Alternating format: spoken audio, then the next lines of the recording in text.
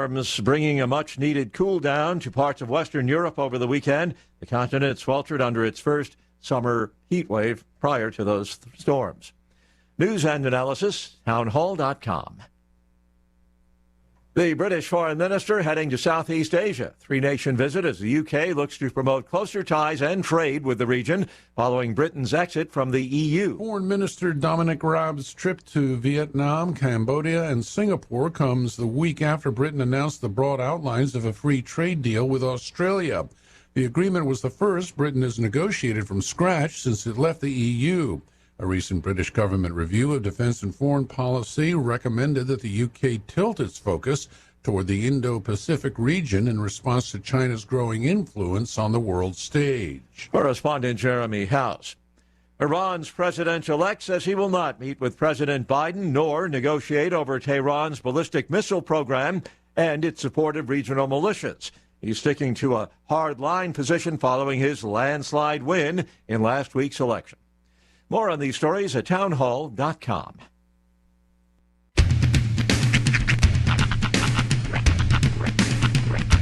What in the wide, wide world of sports is going on here? I promise you, whatever scum did this, not one man in this force will rest for 1 minute until he's behind bars. Now let's grab a bite to eat. Yeah, come on. I feel the hot wind on my shoulder and the touch of a world that is older. I hit the switch and check the number. Get on and then I slumber. I hear the rhythm ringing through it. Flamenco guitar and cumbia music. I hear the talking of the DJ. The travel listen, what does he say? I'm on a Mexican radio. I'm on a Mexican radio.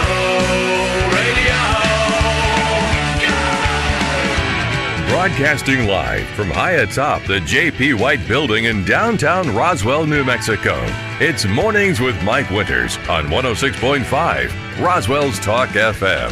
Is that what I sound like when I talk? Now, here's your host, Mike Winters.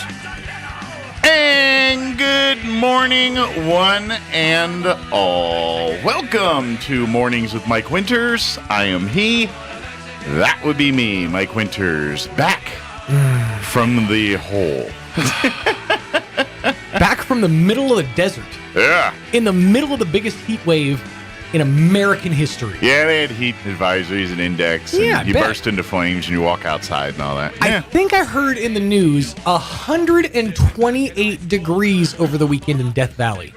I wasn't in Death Valley. I know you weren't in Death Valley, but you were certainly hugging the rim. I was, if I didn't, being in the South Rim, it was warm, but not like down in the hole warm. You know, it was like 100 there, and then if you went down the canyon, I think the temps were jumping up another 10, 15 degrees down lower. But yeah, so I'm back. Yes. We got plenty of time to chit-chat about it. This hour, next hour, we'll chit-chat.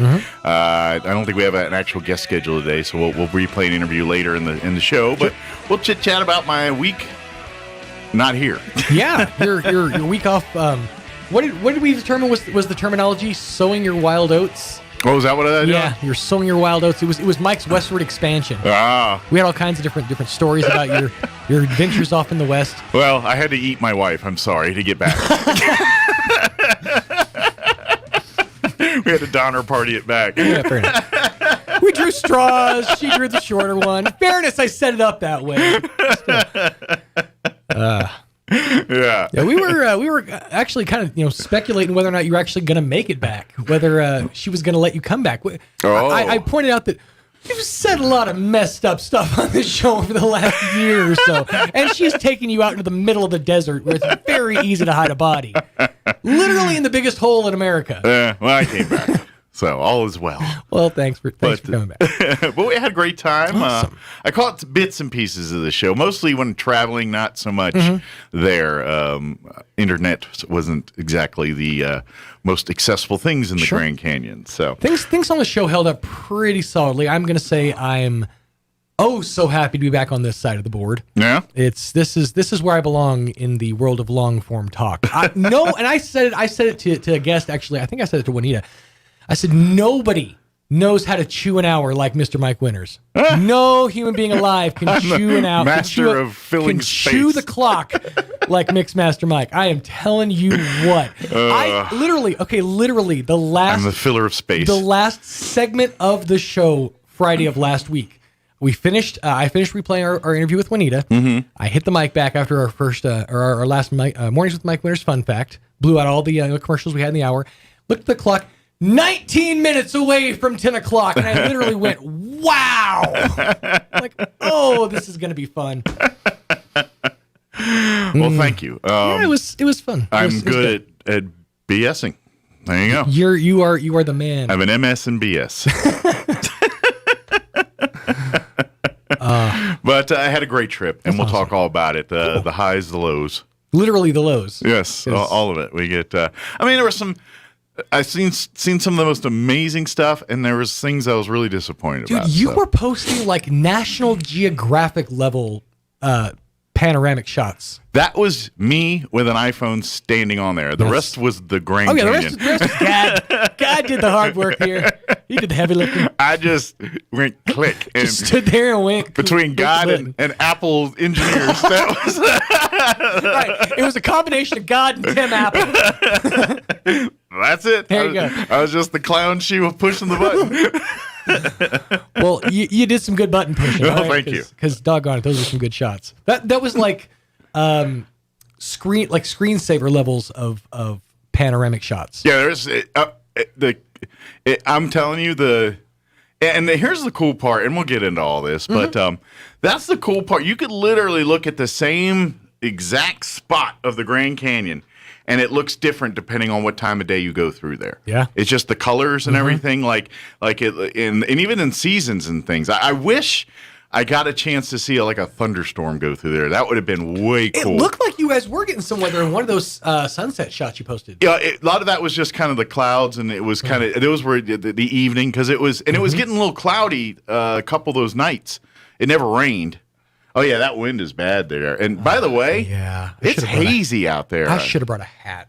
Is this from fires in Arizona? This it very well haze? could be. It very well could be because I saw some of that. When we that's blowing in from the east, so it very well could be, yeah. So Friday morning we left the canyon area and we went and spent a day or two with my in-laws in Green Valley, Arizona, which is just south of Tucson. So Friday we drove down from Williams, Arizona, down to Green Valley. Sure. And so you take you drive through Phoenix and Tucson to get there, but so Williams is about 30 miles west of Flagstaff for people that have a general knowledge of that area. So basically we go to Flagstaff and then we take the interstate down. That goes through Phoenix, Tucson, and then down to Green Valley. But that stretch from Flagstaff to Arizona, that's where those fires. So there was all kinds of smoke in that area as we were driving through on that Friday. And was that an ES? Yeah, that's on your phone. Yeah, it is. This just in: Amber Alert. Juan Antonio Gallegos, 5, abducted by force from the where'd it go? From the Casa de Herrera trailer park in Pecos, New Mexico, by non-custodial parent Johnny Joe Gonzalez, 39, of Pecos. Johnny has no custodial rights to Juan and was accompanied by 2 unknown males. Tune into local news. Oh, here it goes. I bet this is the Amber Alert. Yep. The civil authorities have issued a child abduction emergency for all of New Mexico beginning at 7:11 a.m. and ending at 7:26 a.m. Pecos, NM. The following is information for the distribution of an Amber Alert from the New Mexico State Police. The New Mexico State Police is asking the public for assistance in locating Juan Antonio Gallegos, a 5-year-old male, 3 feet tall, weighing 37 pounds, with blonde hair and gray eyes. Juan was abducted from his home at the Casa de Herrera trailer park in Pecos, NM on June 21, 2021, at around 4 a.m. Juan was last seen wearing a Mickey Mouse t-shirt with blue jeans. Juan Antonio Gallegos is missing and is believed to be in danger if not located. He was abducted by his father Johnny Joe Gallegos, 39, at Pecos. Johnny has no custodial rights to Juan. Johnny is 5 foot 11 inches tall, 165 pounds, with hazel eyes and brown hair. Johnny has tattoos on his neck. Johnny was accompanied by 2 unknown males when he kicked in the door and abducted Juan. There is no vehicle description. Their method of travel and destination is unknown. Many details are still unknown and under investigation. However, of urgent concern is the whereabouts of one Antonio Gallegos. Anyone with any information regarding this New Mexico Amber Alert is asked to call in New Mexico State Police at 505-753-5555 or dial 911.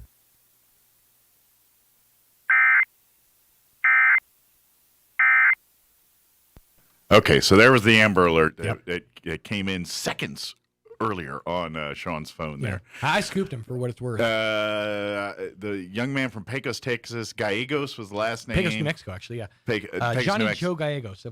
That was the father. Mm-hmm. And then the kid was Juan Gallegos. Juan Antonio Gallegos, I think. I caught 3'11", a 3 foot blonde hair. I'm trying to pull it back up now. Yeah, but be on the lookout. Yeah, absolutely, yeah. That's some serious stuff. Well, it's custody deal, it sounds like there, but I was catching bits and pieces. The father's not the biological father. He is the biological father, but he has no custodial rights. That's what it was. Okay, Yeah. That's what I caught. As I've gathered it. So. All right, but anyway, that Amber Alert just issued there. I think I was talking about the canyon and the colors. I think that's what right before. No, you were talking about the fire. Yeah. So when we were going through that area, it was all haze and from what I was hearing from back here was going up Albuquerque here, but I noticed when I left the house this morning, first I see over by the hospital and I'm like, man, look at the haze over at the hospital. Is something on fire over there? And then I get out onto Main Street and I'm going down Main Street. I'm like, nope, I think it's just haze from fires. Right. You know? It may be that fire, maybe one closer. I don't know of any that are super close. I'm pretty sure they got the one up in up near Ruidoso contained. Yeah. So I'm not sure of any real local, but it looks like the wind is blowing in from the east, so it very well could be that haze. Yeah, it's just like I'm guessing it could be from Arizona. I mean, who knows? But anyway, actually, we'll do the weather here in just a few. We'll chit-chat more about my trip and everything this hour, probably in the next hour. And then we're going to play our interview Sean had with Richard Garcia from the Roswell Literacy Council last week. We'll play that here in the 9 o'clock hour. And between now and then, whatever happens, you know, as things pop in and all that. So thank you guys. Appreciate Sean and Tanner for holding down the fort. They do Tanner, an admirable job every time. Tanner knocked it out of the park last week, man. I mean, from with all the different hats he had to wear, from video producer side of things to getting, basically training staff. Like we were running, baseball games and training a new, video guy at the same time. Mm-hmm. Tanner, knocked it out of the park last week. Yeah, really did. As always, deuced it for me. He was really. He was your designated deucer. Yeah, he was. Yeah. He was your DD. He was my DD for the week. Yep. All right. Indeed. All right. That reminds me. So I happened to catch some of a lot of serious comedy, a little bit on some of the travels. Oh, yeah. And there was one of these podcasts, I don't even remember the stand-up comic, but he was the DD in one situation, and these people, his buddy and all had puked on him in the car and everything, and puke was just all, and his buddy's like sticking his head out the window, a la Ace Ventura from Pet Detective, and he gets pulled over, and the cop, he just rolls the window down, he goes, "I'm the DD." And he smells the puke and sees everything. The cop just says, "God bless you, sir." And God leaves. bless you. Didn't ask for his license. Thank you for your service. Just left. Just get these people home. All right, it is 7:17. Let's get you up to date on the weather.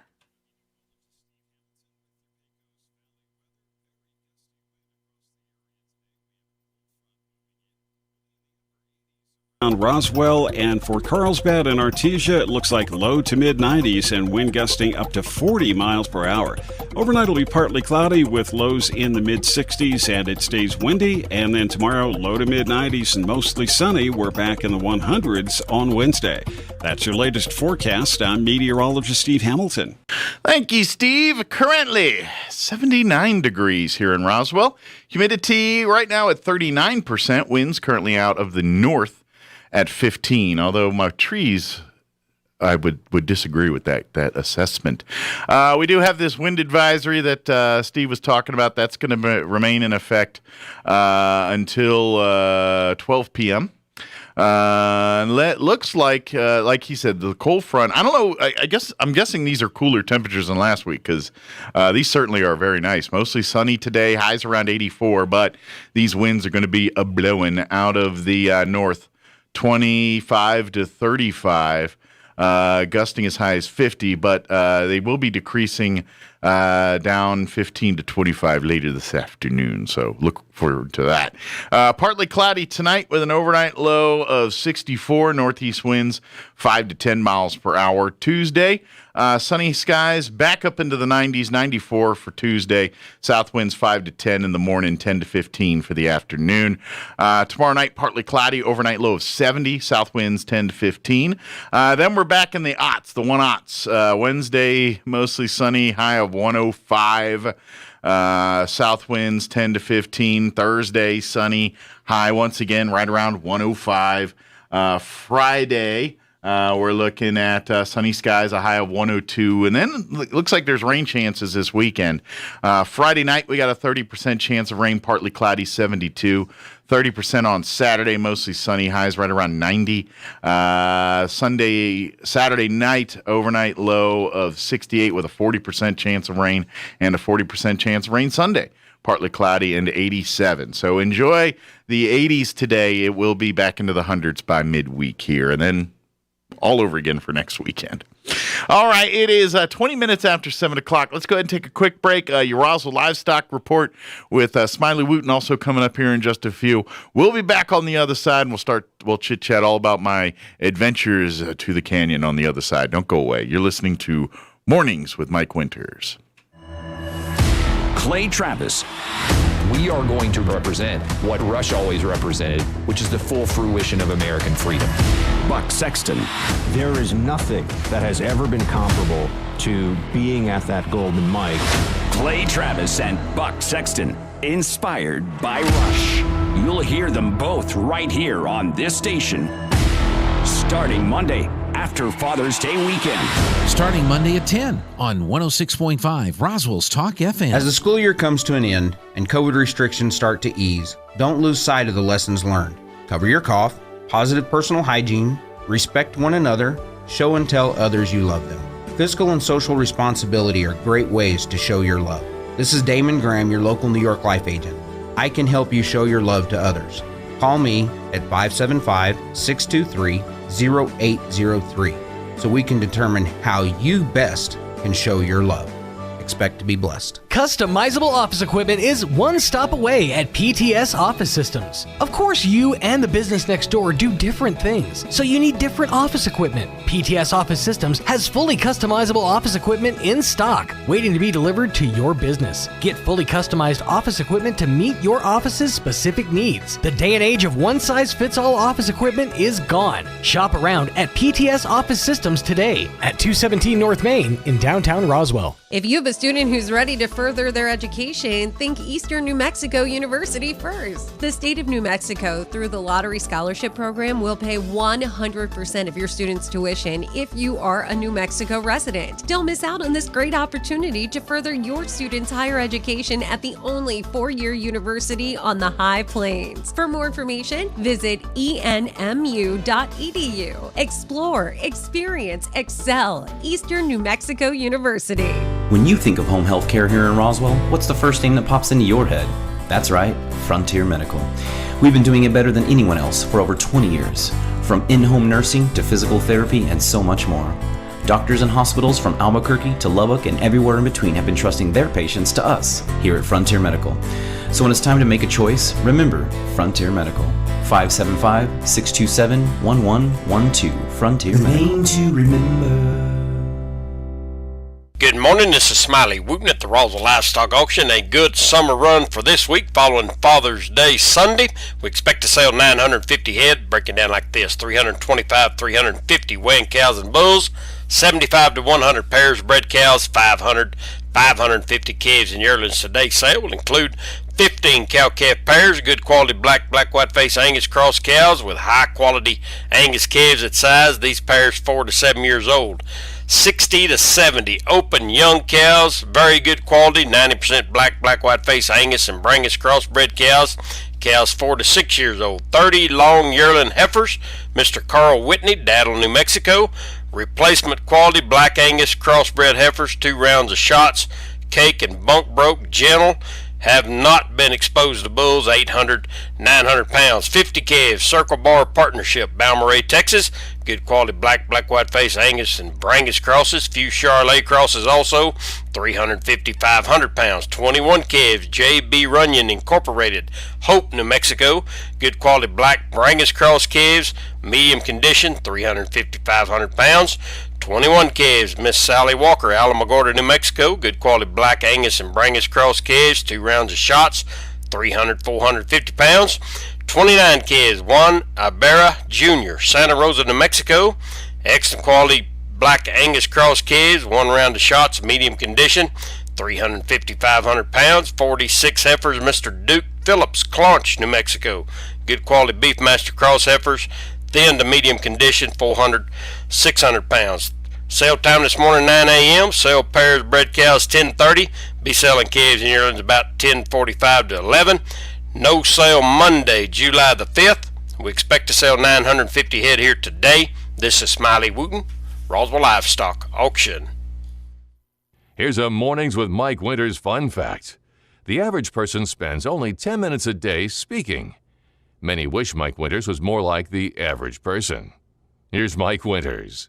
And good morning, 7:25. Hey, we had the Amber Alert just a few minutes ago. Yeah. My wife was kind enough to send me a breaking news. This is via the Chaves County News Network. Chaves County emergency units are en route to North 285 in reference to a multi-vehicle accident involving at least one semi that is on its side. There have been at least 4 callers stating multiple crashes along a mile stretch of 285 where a dust storm occurred, cutting visibility to mere feet. Man. Chaves County Sheriff's deputies are arriving on the scene now and have called out at least 4 accidents this time and are closing down both north and south lanes of US 285. So just as we get more info on that. Yeah, but, north 285 between Roswell and Vaughn. Okay. Yes. So if you're heading to Albuquerque that way, there's going to be some delays. Yeah. And I mean, right now, probably in the best time to be traveling anyways. And you guys, this is something I learned when I did the ride along with the Sheriff's Department about a year ago. Probably 2 years ago. Man, it was pre-COVID. So BC? Yeah. Exactly. But that night I did like a Friday late night till about 1 in the morning or something. But they had a single car accident, and it was actually in Debaca County. Okay. It wasn't in Chaves, right. But I think at that time of night and everything else, I think it's a very rural county. I think they had maybe 1 or 2 county deputies and maybe a state cop that kind of covers that whole area. Right. So Chaves County often will fill in, respond to those when they're kind of in the middle of nowhere accidents out there. And so this is not uncommon for our sheriff's department to go way up 285 to go handle stuff. Yeah. Even way outside the county. It's a common courtesy thing. I think it's the same like if they get into the Chaves County guy, all the law enforcement agencies kind of have jurisdictional grievances sort of go out the window when there's an emergency. Yeah, sure. As it should. But so just as an update, so folks are traveling that direction, be careful and expect some delays on that there. Yeah. The whole trip overall was great. It was a great trip. Some definite highs and lows from the trip. I see what you did there. Hi-oh. You're all weak, folks. Yes. But the I would say the trip overall was great. It started. So here was kind of the outline of what we did. Yeah, and I was going to give us the rough itinerary of how things went down. So we drove out to Arizona Monday night. We go into Williams, Arizona, and we stay the night at the Grand. The Grand Railroad, the old Grand Railroad hotel there, which is part of the Grand Canyon Railroad. For folks who don't know, The Grand Canyon Railroad is in and of itself a historical railroad. It started in 1901 or 02. Oh, wow.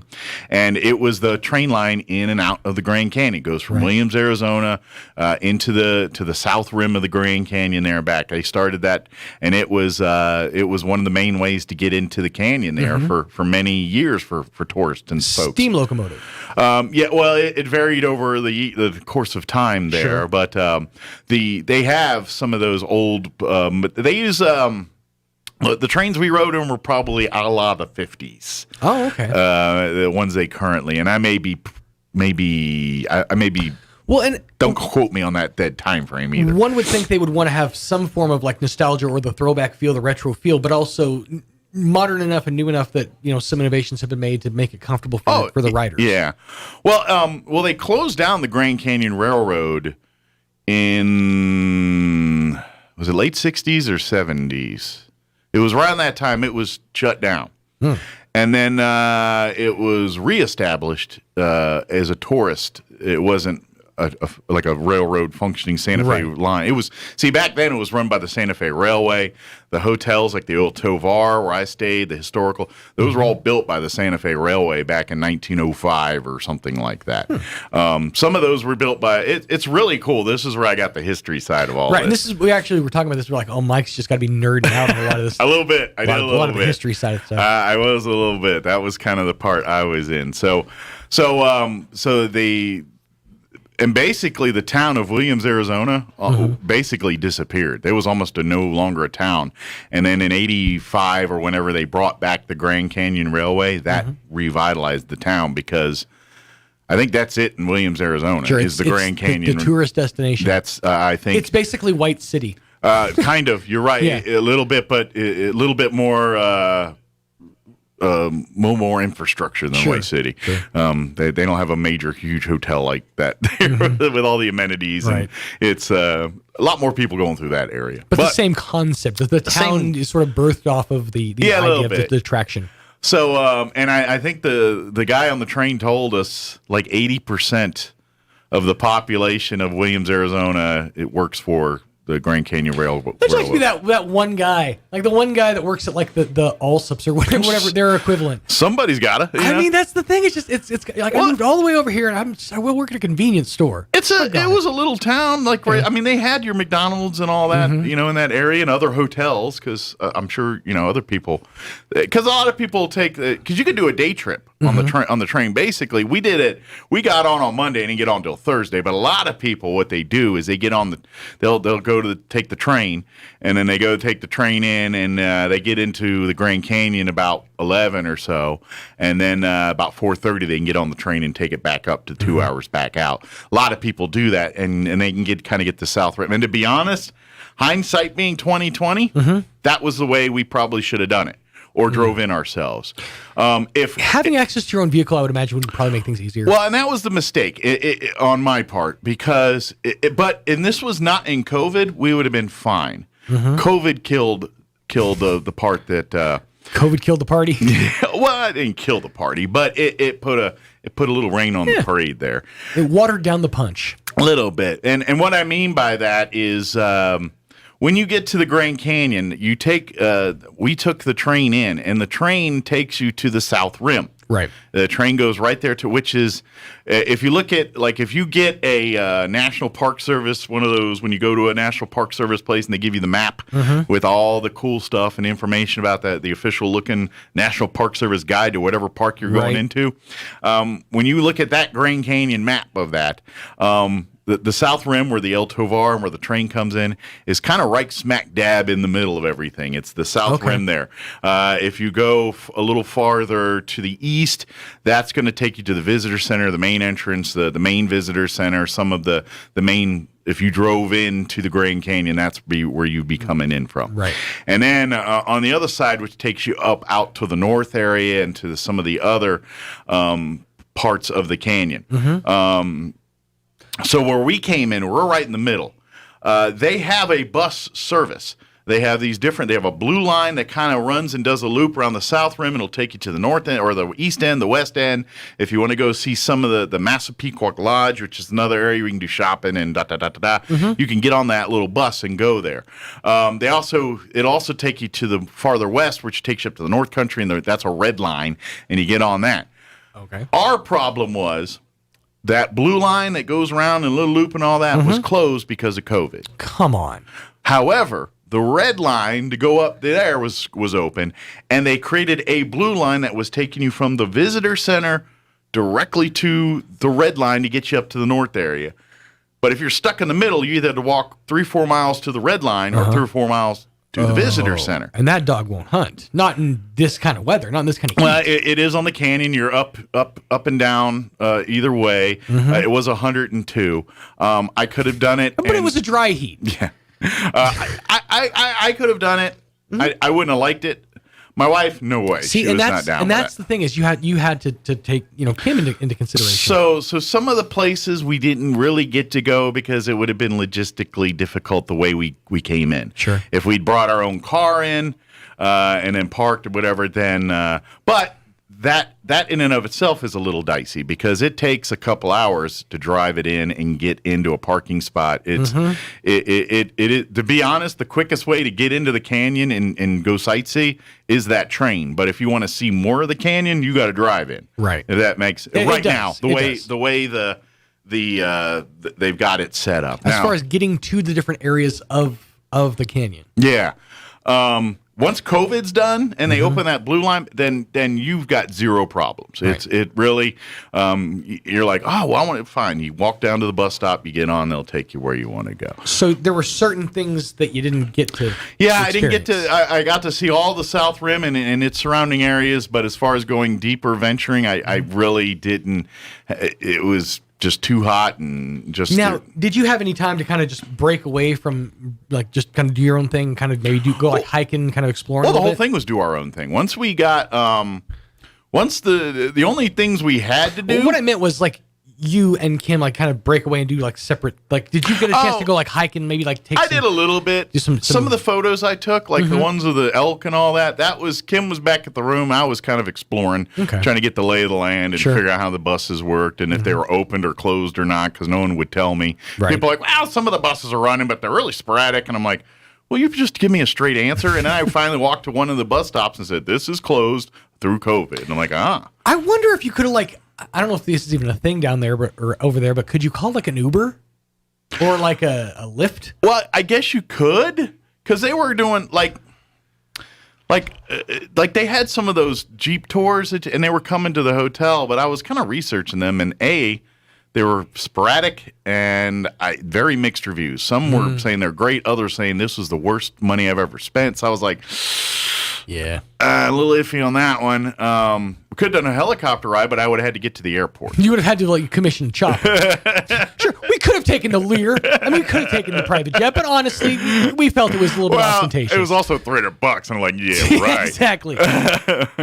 But we're fanning yourself with your cash. But I mean, fortunately, the South Rims, there's a lot to see and a lot to do, Sure. and I was able to. And to be honest, that's kind of the heart of where the history of it is. It's that's the most popular tourist area is the South Rim of the Grand Canyon.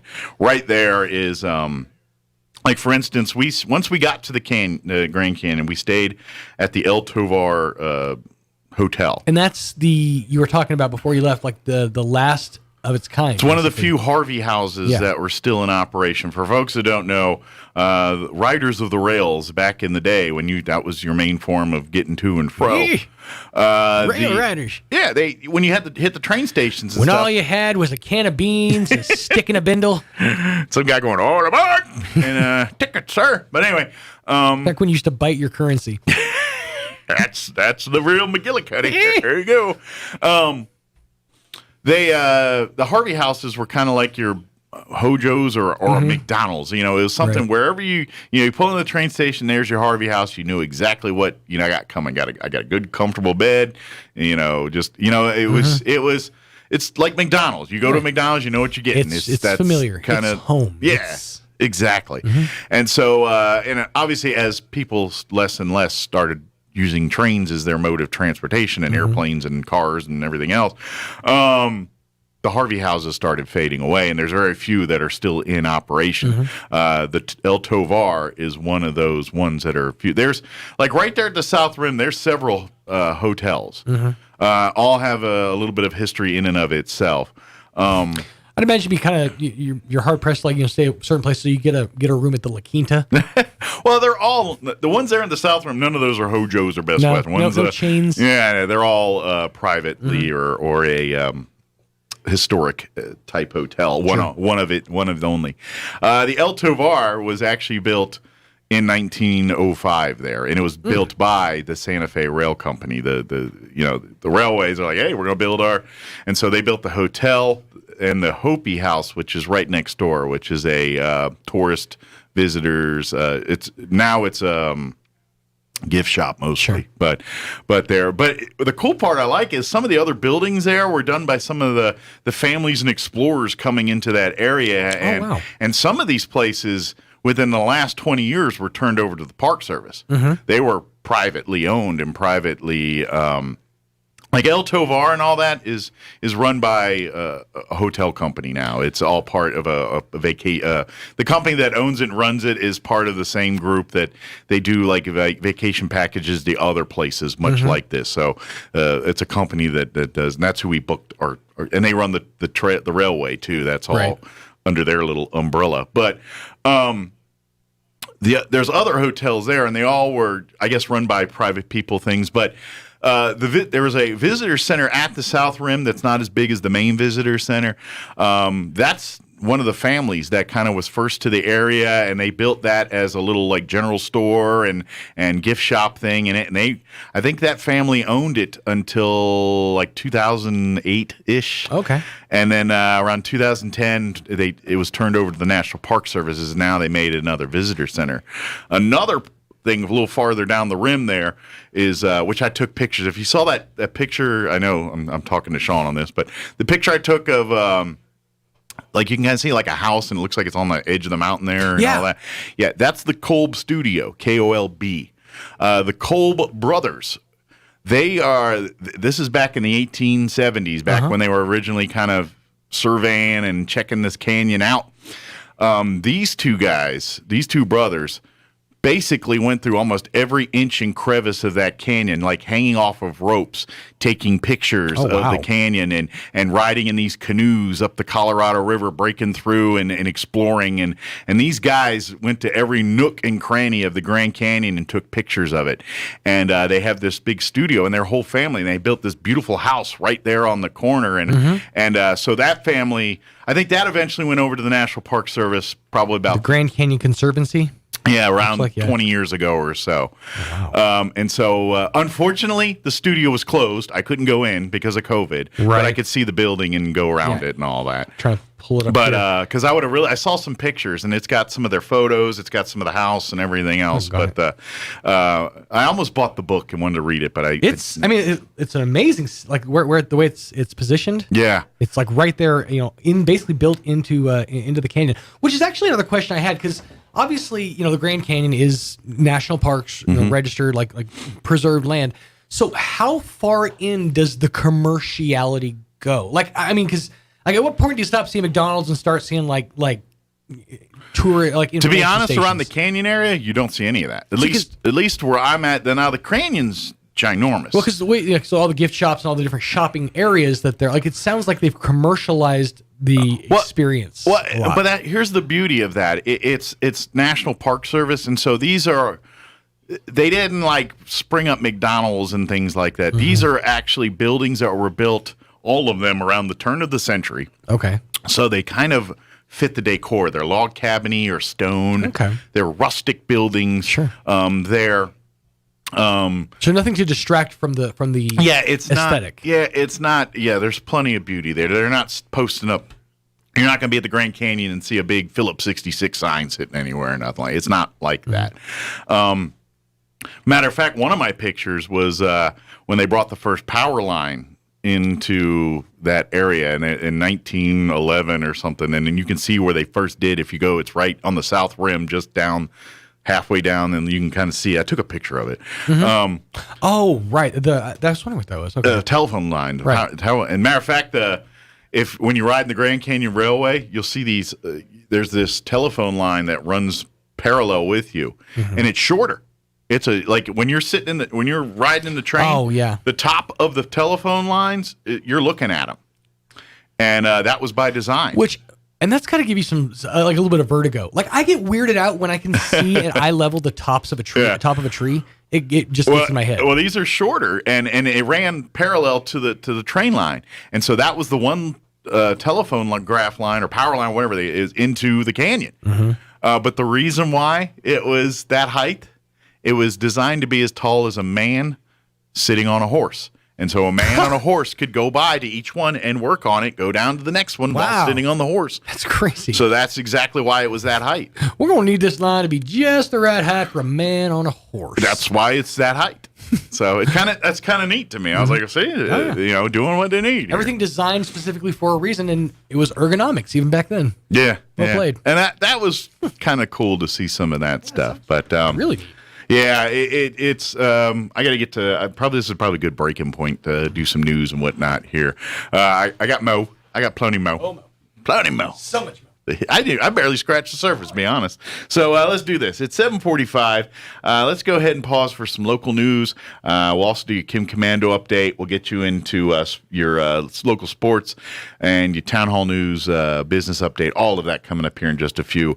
Then we'll be back. Don't go away. You're listening to Mornings with Mike Winters. Now for a Pecos Valley news update, I'm Jared Cirillo. A woman from Las Lunas has been charged with vehicular homicide in connection with a crash in South Roswell that resulted in the death of the woman's sister. 70-year-old Inez Crawley was the driver of a Toyota Camry that crashed into a pickup truck at the intersection of Southeast Main and East Brasher on Tuesday. Crawley's sister, 76-year-old Ellen Adams of Albuquerque, was in the front passenger seat and died in the crash. Police say the woman was not wearing a seatbelt, but they also say Crawley failed to stop at the red light at the intersection. And road work, a section of West Linda Vista Boulevard between North Main and North Richardson Avenue will be closed to traffic during the day this Wednesday and Thursday, so environmental well monitoring work can take place. That work area encompasses about a half-block section, but it will be closed to through traffic there. You're up to date. I'm Jared Cirillo reporting. Texas and a few other states want their customers to enroll their Nest and other smart thermostats in a program all designed to help reduce power consumption. You might remember, Texas was unprepared for this year's record cold winter, and they're not ready for summer's heat wave either. I'm Kim Commando, and you'll be shocked at what some power companies are doing. Brought to you by ExpressVPN. Using the internet without a VPN is like driving without car insurance. Get 3 months free at expressvpn.com/Kim. If you buy a Nest or other smart thermostat, you may be asked to enroll in your state's energy-saving program. In Texas, many who did got a rude awakening. During heavy power usage, certain power companies sent a signal to Nest thermostats declaring something called an energy rush hour. It commanded the thermostat to raise the home's temperature. Some customers are livid. Naturally, we all want to help, but we also need to know what these smart devices can do without us knowing. Get more tech news 24/7 at commando.com. Does your printer have enough ink for another year of work reports and tax forms? If you print a lot or wish you could print a lot without worrying about ink, it's important to have the right printer. Epson is changing the game with their cartridge-free EcoTank printers that have supersized, easy-to-fill ink tanks and come with a ridiculous amount of ink, enough to print thousands of pages. Stop buying expensive ink cartridges and save yourself from the frustration of replacing ink cartridges ever again. With the Epson EcoTank, you don't have to worry about running out of ink. Now you can print all of your business documents, reports, tax forms, and your task list in color too. I just love mine. It has saved me so much time and money. Kiss expensive cartridges goodbye. EcoTank makes it easy. So make the switch today. Add the Epson EcoTank to your online shopping list so you can just fill and chill. Epson EcoTank printers.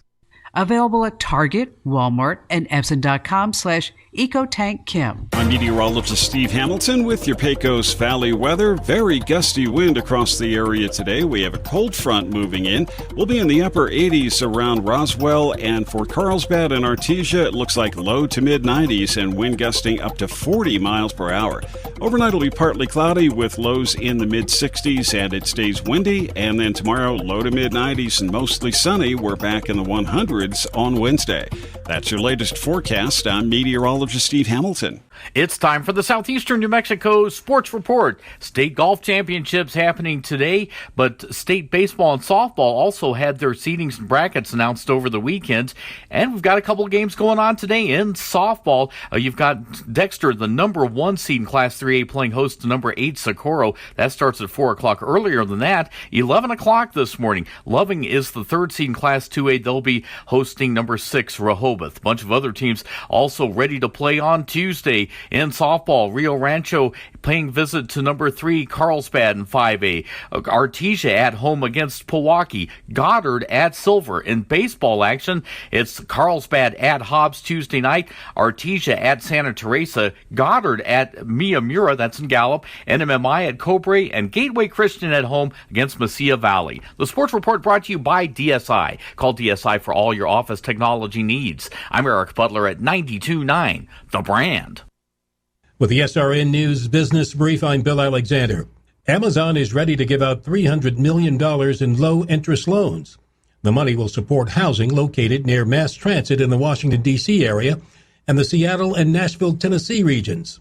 The company announced that the largest amount, $125 million, is earmarked for the nation's capital. That's where Amazon is building a second headquarters.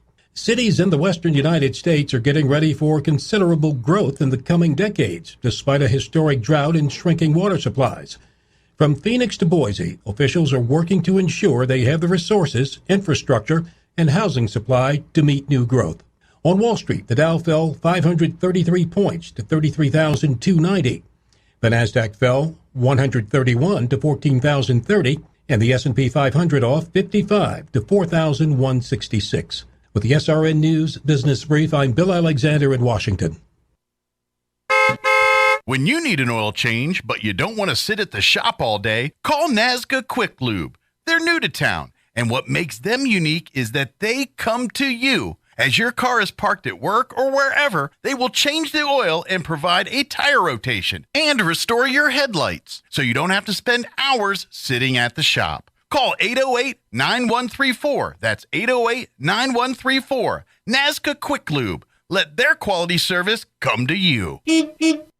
If you're missing a tooth or several teeth, a dental implant may be the ultimate solution. Implants look and feel so much like real teeth that you probably forget you have an implant. Maupin & Brown Dentistry is one of New Mexico's most experienced implant providers, with literally thousands of implant patients who are absolutely delighted with the results. Call Maupin & Brown today for an evaluation. You'll be surprised how affordable implants can be. Maupin & Brown, your choice for experienced, state-of-the-art dentistry.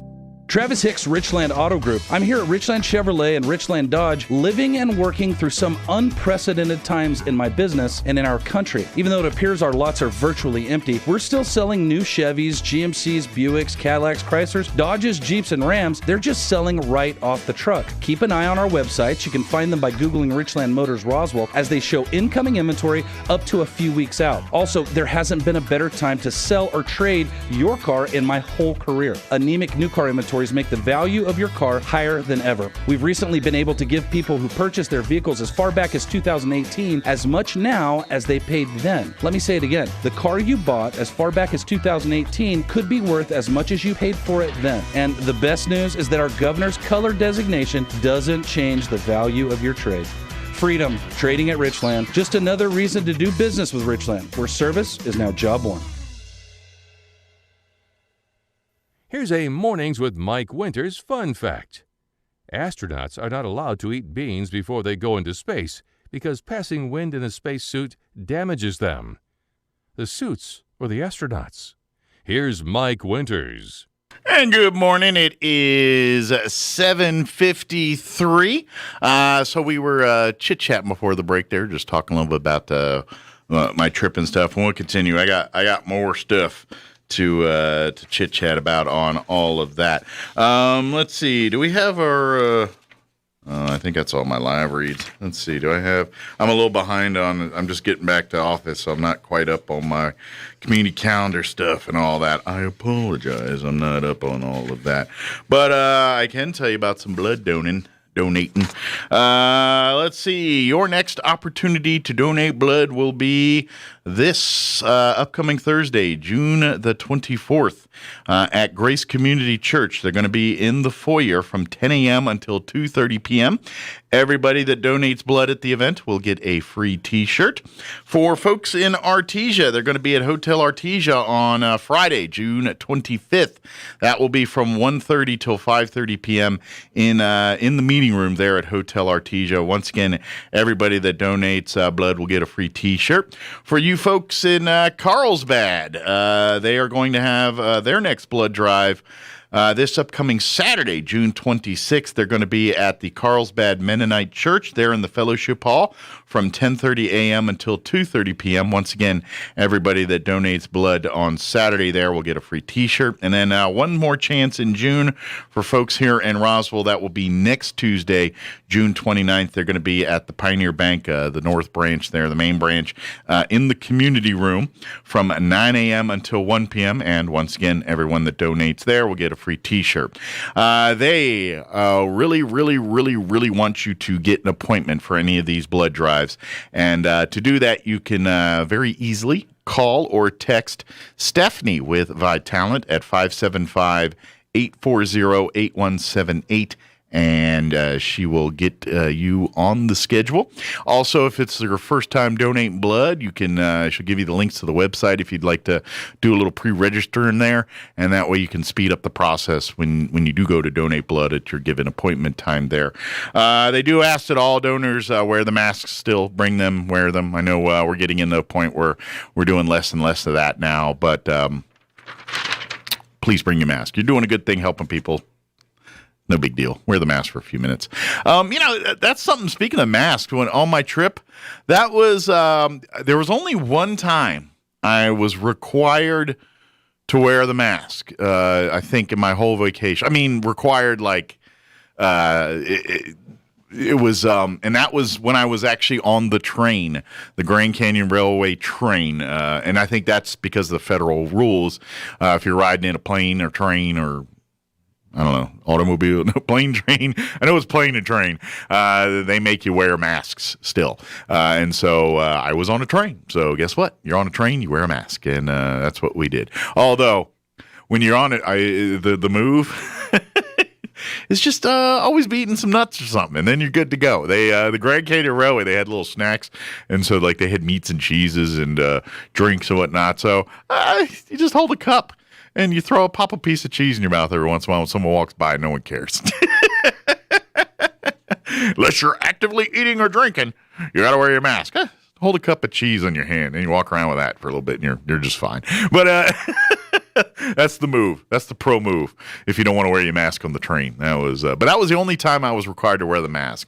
Was there on the train and everything else. I was because we were talking about donating blood and you got to wear your mask. I said the only time I wear the mask, and I said the way to get out of that is because they had little snacks and stuff on the train. You get your water and stuff. Mm-hmm. So and they said unless you're actively eating or drinking, you got to wear your mask. Just stuff your face the whole time. I was sitting there with my little cup of meats and cheeses and walking around, and someone walked by like.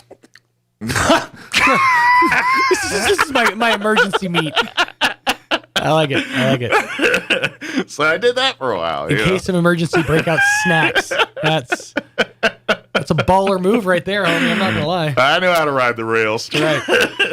Now we got a whole other hour to talk about it, but your adventures in the canyon notwithstanding, we were talking a lot about the trip back out and kind of the experience that was. You were teased to have. The robbery. The robbery. Yes. Yeah, that happened. That did happen. I forked over $10. They actually rob you. Oh, that's great. Well, I mean, that's a racket right there. You don't have to. They just kind of walk by and they take your money. I mean, they didn't like make me stand up and fleece through my pockets or nothing. Oh, so that would have been great. Really put the gun up in your rib cage. At least they didn't do that in my car. I don't know if they did that to somebody else, but in my car that didn't happen. Yeah. So what they do is you ride it's about 2.5 hours in and out the train ride there, give or take. Depends. Depends because sometimes the train stops because a cow is on the track. Oh yeah, that's the thing because it's ranch land that goes through there. I guess they have fences, but it's life, man. Sometimes there's a hole in the fence. It just happens. And so I think once or twice we had to stop for a train. But what happened was, and they're really cheesy about it too. Yeah, they're real cheesy. I mean, they're kind of like, I don't know, these robbers will never get on the train unless we stop. So they make a little cheesy, jokey, kind of fun thing out of it. But yeah, they have and it's really it's all part of a story because when you get on the train, they kind of set it up as a story. You get on the train there at the Grand Canyon Railroad, the station there, the hotel and everything. You get there and they have before you get on the train, there's like a little gun show, and they go and they kind of have a back and forth between the marshal and the local bandits there, and they have a little group. They had a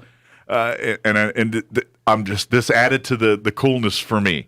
So basically, they had the marshal, and then they had like 3 or 4 rustlers. One of the rustlers was a little person. Not just a short guy, a legit little person. They kept calling him a midget, and he was okay with it. I won't do it from here, but they were all doing the short jokes and everything. And he's actually and those guys are also entertainers. Sometimes some of them play banjo and things, so some of them will be a musician for you, and so they're all part of the theatrical actors of the thing. So they came through and did all that. But I'll tell you more next hour because we got to get to news. You're listening to 106.5 Roswell's Talk FM, KEND, Roswell, New Mexico. We'll be back on the other side of news. Do not go away. News this hour from townhall.com. I'm Rich Thomason. Say so long to Claudette, the tropical storm now heading out to sea. It is dumping rain across eastern North Carolina as it departs. Claudette will produce 1 to 2 inches of precipitation across far eastern North Carolina before it exits off the coast this morning. So we're expecting very isolated flooding impacts overall. Lara Pagano with the National Weather Service describing what is a far cry from what had happened earlier in Alabama. The storm is blamed for 13 deaths in that state. Most of those fatalities are a result of a multi-vehicle wreck that occurred in heavy rain on I-65 south of Montgomery. 8 children among those killed in that accident. Number of homes damaged, at least 4 people injured. A tornado slammed the Chicago suburb of Naperville, Illinois, late last night. Crews went door to door overnight doing welfare checks. Video from the scenes shows some large trees down, windows blown out, and other damage to homes and vehicles. The Tokyo Olympics will allow a sharply limited number of local fans to attend when the games open in just over a month. The BBC's Rupert Wingfield-Hayes in Tokyo. The Japanese government and Olympic Committee are going to allow 20,000 spectators at the Olympic opening ceremony on July the 23rd. Other events in smaller venues may have a cap of 10,000 spectators. The news will no doubt be welcomed by those who have Olympic tickets, but the decision goes against the recommendation of senior scientists and the wishes of the Japanese public. Just last week, Japan's top medical advisor said the safest way to hold the games would be without any fans in attendance. Stocks are sharply higher on Wall Street this morning. The Dow is up 342 points, and NASDAQ ahead 32, and the S&P is up 30 points. More on these stories at townhall.com.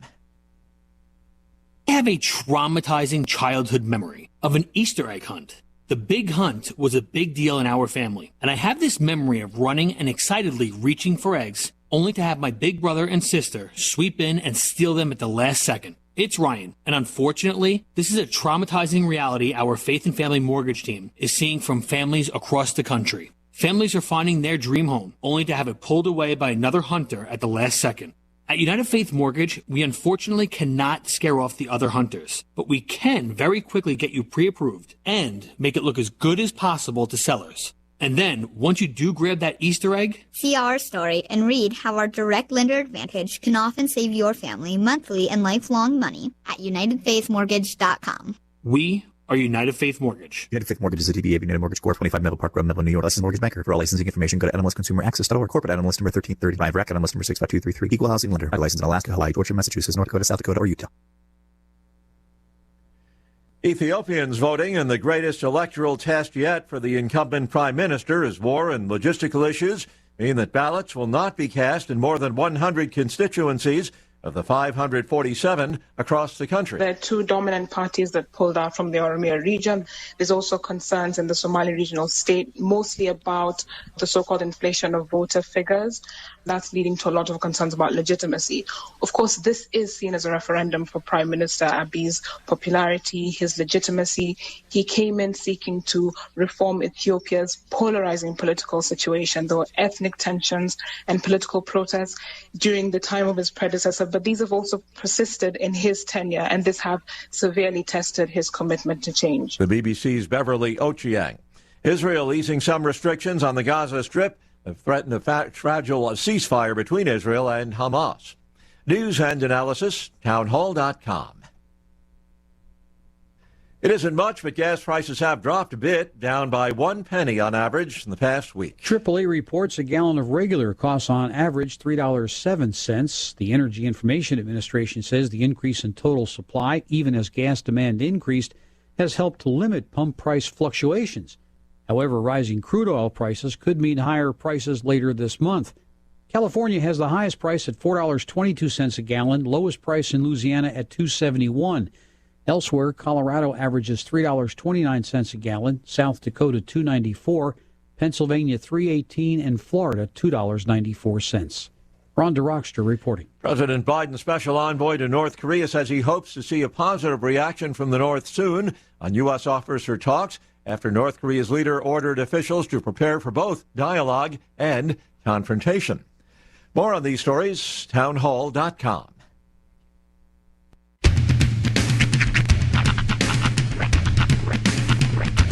What in the wide, wide world of sports is going on here? I promise you, whatever scum did this, not one man in this force will rest for 1 minute until he's behind bars. Now let's grab a bite to eat. Yeah, come on. I feel the hot wind on my shoulder and the touch of a world that is older. I hit the switch and check the number. Leave it on and then I slumber. I hear the rhythm ringing through it. Flamenco guitar and cumbia music. I hear the talking of the DJ. The travel listen, what does he say? I'm on a Mexican radio. I'm on a Mexican radio. Broadcasting live from high atop the J.P. White Building in downtown Roswell, New Mexico. It's Mornings with Mike Winters on 106.5 Roswell's Talk FM. Is that what I sound like when I talk? Now, here's your host, Mike Winters. And good morning. It is 6 minutes after 8 o'clock. Welcome to hour number 2. The Deuce. Mornings with Mike Winters, right here on 106.5 Roswell's Talk FM. Happy Monday, everybody. Hope all of you are having a good one so far. Yeah. Had a good weekend. Batten down your hatches, because boy, howdy. Yeah, a little breezy this morning. We got a little wind thing going on, but from what I hear tell, the worst part's earlier in the day, and it should taper a bit this afternoon. That's good news. So, at least you won't have super hot, dusty wind in your face. I think it's going to be breezy all day, though. Well, yeah. But yeah, I mean, this is causing problems there on 285 with some accidents north 285 if you have to head that way. Yep. I heard they might be closing sections. Check ahead before you go. nmroads.org. Yeah. That is an app that I think every driver of New Mexico should put on their phone, particularly when it's in the cooler months. Yeah, and fall, winter, and spring really the prime time. But summertime it's inclement weather all year long around New Mexico. So you never know what you're going to get. I feel like that could be our slogan. Welcome to New Mexico. We have inclement weather 4 seasons. That's right. You experience all 4 seasons this week in New Mexico. Yeah. you know. Well, that's something cool too. That like because Arizona desert's different than New Mexico desert. Mm-hmm. That was kind of a neat change of view, a little bit. Yeah. But it's kind of you get like a lot of it's the more, we'll call it textbook desert. Yeah, if you watch an episode of the Roadrunner and Coyote, yep. Then you got that image of the desert in your head. Like that's Arizona. Mm-hmm. You know, the big craggy rocks, the cacti, the saguaro cacti. Yeah. Mm-hmm. That's kind of the reddish rock look sometimes. That cactus, which every person knows, if you're traveling through the desert, you always carry a tap with you, so you can tap into any cactus and just have free flowing water at any point. That's true. In some aspects, it's always moist. It's not. I mean, you have to squeeze a cactus to get its cactus juice. But you can dig down its roots and get to the water. Sure. I mean, if you're Survivor Man in it in the desert, there's a tip for you. Yeah. Get to digging. If you're Les Stroud hanging out in the desert, that's what you do. But well, you also pee in a cup, put some plastic over it. It's a whole thing. It's a whole thing. I like it because condensation saves lives. I do it because it's sterile and I like the taste. Oh my God! What? I found out about a gem literally like an hour before you left, and I've been holding on to since you came back. A gem. A gem. At first I thought you said a gym. I was like, a gym? Who's Jim? It's Jim Richards. I've been holding on to him tight. I was like, no. Gold Jim? What are we talking about? So I found out about a podcast. Yeah. It's not new. It's in its 3rd season. Okay. And the fact that neither you or I knew about this podcast and it's being advertised on our airwaves. Is it? We should be ashamed of ourselves. What is it? Did you know that Will Ferrell runs a Ron Burgundy podcast? Really? As Ron Burgundy. Really? Dealing with just different events of the day, different topics of conversation as Ron Burgundy. I would love to check that out. And it's in its 3rd season. That would have been handy on my road trip. Right? Literally, I found out like right before you left. I'm like, oh, I should tell. Oh, I'm going to save this one. You should shop me a text. Yeah, I'm going to download on the trip. I haven't actually listened to an episode yet, but I'm genuinely excited to dive in and find out. I will give it a tickle. Mm-hmm. I will go check it out. Yeah. I'm sure it's a whole lot of.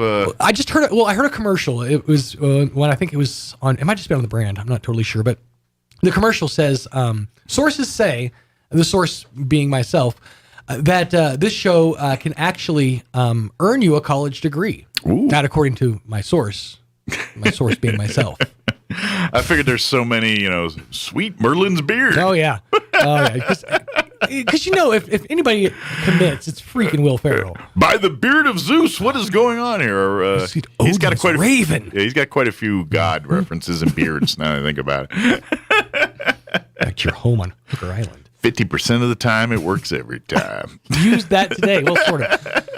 So science has has discovered a cure for hiccups. Yeah? Finally, yeah. It's actually a device you can buy. It was on Kickstarter for like a year, and now you can buy it on Amazon for like $15. It's called Hickaway. Okay. It's an L-shaped straw that whenever you get the hiccups, it looks like a straw, but it's got these 2 different diameter holes in the bottom of the straw. Mm-hmm. You put it in water and you start drinking, and it creates a certain level of pressure that actually realigns your diaphragm and cures your hiccups. And they said 92% of the time it's 100% effective. So literally 92% of the time it works every time. Like, holy crap, that works. By the way, vacuum cleaner companies better be careful. They might use that whole suck thing in their advertising. Hey, this hiccup product sucks. Curing your hiccups one suck at a time. Yeah. So we get chit-chat more this hour. Nice. We're going to talk. I got more trip stuff to talk about, so we'll chit-chat. So if you don't like that, tune in next hour. We'll replay an interview. So you can go about your business for another hour if you don't like listening to my stories. And then we'll get back. Or go back to the archive and listen to any one of my interviews. You can catch those out there. That was real passive-aggressive, like Adam Sandler in The Wedding Singer interview. I have a microphone and you don't. So you will listen to every damn word I have to say. Hey, I got thoughts. This is my therapy, man. I got, talk therapy. Yeah, I'm about to lay on the couch. You all sit down and pay attention. Take notes. But we'll chit chat more about the fun and frivolities and things that happened on the trip. But like you were saying earlier about because you're talking about the McDonald's and stuff. No, I mean, I never felt like they're You weren't bashed over the head with like a commercialized experience. No. I literally, I mean, the wildlife there, I mean, literally, you had, like those pictures of the elk I took, they were right next to the hotel. I didn't have to go digging. I literally got off the train, walked up the hill, and I said, look, honey, there's an elk 7 feet from us hiding in the trees over there. And sure enough, there's one sitting there. I mean, dozens of people didn't even see it. I walked by and I was like, hey, look. And then all these people said, hey, look, there's an elk over there. They're not small. I mean, how do you miss that? Because it was laying in the trees and it was kind of in the shade. So it wasn't like. It was going camo. It wasn't just sitting in the middle of the street going like, how you doing? It was kind of hiding there. But it was feet from us. And then as I walked later, I started heading down. And this is when I went on my own explore. And that was the picture of the elk. That was literally. I mean, you could see the buildings right there. He was closer to the building than I was. It sounds to me like you guys have had a like an army of elk, maybe moving slowly but surely, like closing in on your perimeter. Well, I mean, it's just. It sounds like you guys got out just in the nick of time. We did. Pretty sure the elk army was coming at you. They were moving in. They were the scouts coming in and the checking Yakuza. out. Right. We're one day removed from Father's Day. I'm allowed a few dad jokes today. That would explain the belts. No, they literally just have wildlife all because it's protected. Sure. You know, and the animals are not smart or not stupid. They know, hey, ain't no one shooting me here. Hey, how you doing? I'm gonna hang out right here. You can't do a thing to me here. That's why elk don't have opposable thumbs, because they'd be doing this the whole time. They'd be nana boo booing us the whole time. There you go. But so that was incredible. I loved some of the history of it and stuff. We'll get into all that, and I'll do it here on the other side. But at some point too, I'd like to talk a little bit about because on Friday we went down and visited my family, my in-laws down. They live in that Green Valley. So we went there Friday and then left there Sunday. Right. But I did get a chance. They live right near Tucson, so about a year or two ago, I went and got to go to the boneyard and everything because that's right near Davis-Monthan Air. They live right near all that, and so I went and saw that. And it happened to be an air show weekend, so we caught an air show at Davis-Monthan Air Force Base. That's just good timing. Yeah, that was not this time. That was the last time I went out to visit. This time, he took me out to the Titan missile site out there. Right, I remember seeing the pictures from that museum. Yeah, and the Titan missiles were, and they were the earlier big boys that I think.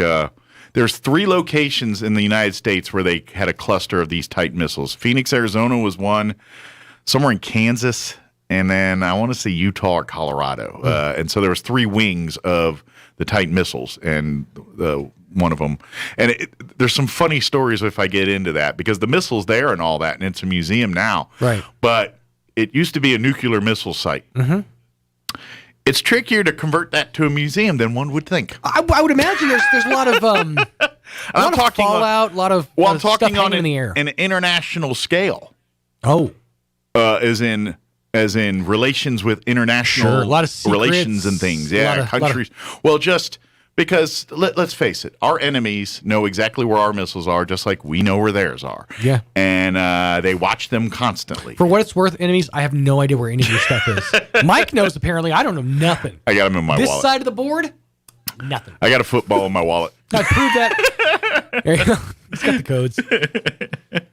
So I'll try to talk a little bit about that too this hour as well. So it is 8:16. I guess probably a good time as any to tell you how pleasant this weather is not going to be. So here is not your good weather. I'm meteorologist Steve Hamilton with your Pecos Valley weather. Very gusty wind across the area today. We have a cold front moving in. We'll be in the upper 80s around Roswell, and for Carlsbad and Artesia, it looks like low to mid 90s and wind gusting up to 40 miles per hour. Overnight will be partly cloudy with lows in the mid 60s, and it stays windy. And then tomorrow, low to mid 90s and mostly sunny. We're back in the 100s on Wednesday. That's your latest forecast. I'm meteorologist Steve Hamilton. Thank you, Steve. Currently 76 degrees with haze and wind. Humidity is at 52%. Winds right now out of the north at 35, gusting to 49 miles per hour. It is bad out there. The wind advisory remains in effect through noon today because these winds will continue to be blowing. Good news is it brings in cooler temperatures for today. Our high today is expected to only hit 84, but not going to be pleasant with the winds. So winds out of the north, 25 to 35, gusting as high as 50 miles per hour, decrease in 15 to 25 later this afternoon. Tonight, partly cloudy. Expect an overnight low of 64 degrees. Winds will be out of the northeast, 5 to 10 miles per hour. Tuesday, we start warming back up with less wind, mostly sunny, highs in the mid-90s tomorrow, 94 expected, with south winds 5 to 10 in the morning, 10 to 15 for the afternoon. Tomorrow night, partly cloudy, overnight low of 70, with south winds 10 to 15. Then back up into the 100s for Wednesday. Sunny, 105 on Wednesday, south winds 10 to 15. Thursday, another sunny and hot day with a high right around 105. Sunny with a high of 102 on Friday, and then rain enters the forecast Friday night and through the weekend. Friday night, we're looking at a 30% chance of showers, overnight low of 72. Saturday, a 30% chance of showers, otherwise mostly sunny, cooler, high of only 89. 40% chance of rain Saturday night. And then a 40% on Sunday, partly cloudy with a high of 87. So cooler weekend, but before we get to the cooler weekend, we got a hot Wednesday, Thursday, and Friday to get through. All right, it is 19 minutes after 8 o'clock. Real quick before we take a break, do want to tell you about the fine folks at Zia Guns. That's right, Zia Guns. Make sure that you swing on by. They've got Zia Guns USA here in Roswell has Rossi 22 caliber rifles on sale now for only $149 while supplies last. They are also now at Zia Guns. They're a full line Tacticam dealer, the same one seen on hunting shows worldwide. They've got a new shipment of Benchmade knives and case knives there at Zia Guns USA. Also, they got a new shipment of knives by brands you know and love like Benchmade and Case. They're buying guns still. They've got cash on hand. Walk in, make an offer, you walk out the door, cash in your pocket. Not a gun enthusiast, but a coffee enthusiast, no problem. They also carry a full line of Black Rifle coffee. The whole line is available, waiting for you to pick up. Maybe you spaced out on hooking up Dad yesterday. Yesterday was Father's Day if you missed out. Maybe you got to do a make amends by visiting Zia Guns today.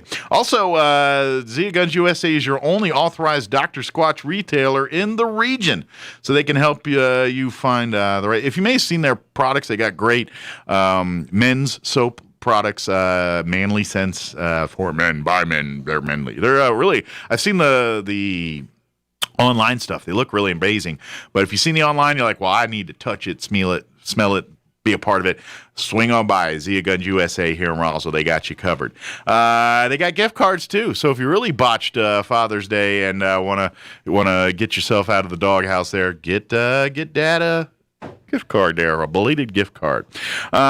Stop by locally owned Zia Guns USA here in Roswell, 1907 North Main, the only gun store to be open on Sundays but closed on Saturdays because they spend Saturdays with family, and you should too. Come on by, 1907 North Main here in Roswell. Today's not Saturday, so they're open. Come on by. All right, it is 21 minutes after 8 o'clock. We're going to go ahead and pause, pay a few bills here, and then we'll be back on the other side. More about my trip. Don't go away. You're listening to Mornings with Mike Winters. Clay Travis. We are going to represent what Rush always represented, which is the full fruition of American freedom. Buck Sexton. There is nothing that has ever been comparable to being at that golden mic. Clay Travis and Buck Sexton, inspired by Rush. You'll hear them both right here on this station, starting Monday after Father's Day weekend. Starting Monday at 10 on 106.5 Roswell's Talk FM. Bob Reed Pest Control protects you and your home by controlling pests that invade. Bob Reed Pest Control understands the importance of safety in and around your home from unwanted pests, and they offer answers and solutions when you need them most. Protect your home, your children, and your pets from the dangers of poisonous bugs and insects. Let Bob Reed Pest Control and their fully licensed professionals start working for you and your family today. Call 623-5344, serving all of southeastern New Mexico. Find them fast in names and numbers.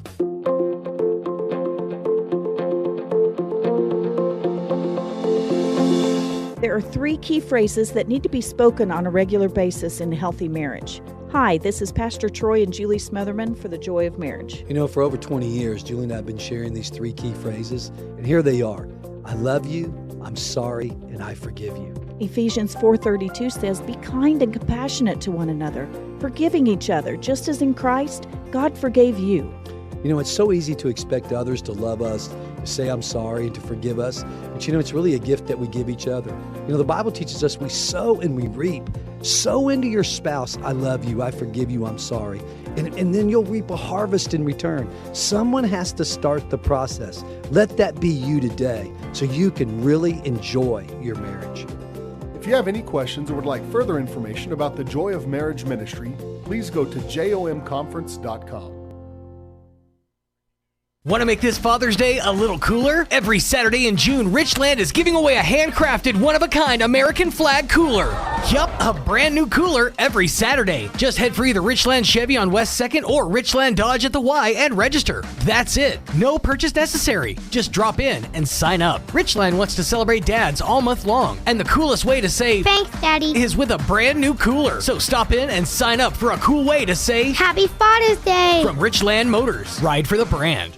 We serve all New Mexico. If you think it's hard to take out a home loan, those rumors are wrong. It's not true. Contact Loan Officer Elliot Rodriguez, MLS number 41002 at CMG Financial, phone number 719-237-4680. At CMG Financial, we can help. Experience extraordinary with CMG Financial, every customer, every time, no exceptions, no excuses. CMG Financial is a registered trade name of CMG Mortgage Incorporated, MLS 1820. CMG Mortgage Incorporated is equal opportunity lender. To verify complete list of states licensed, visit www.mlsconsumersaccess.org. Equal fair housing is the right for everyone to have access to all housing opportunities without discrimination based on race, religion, national origin, sex, color, familial status, or disability.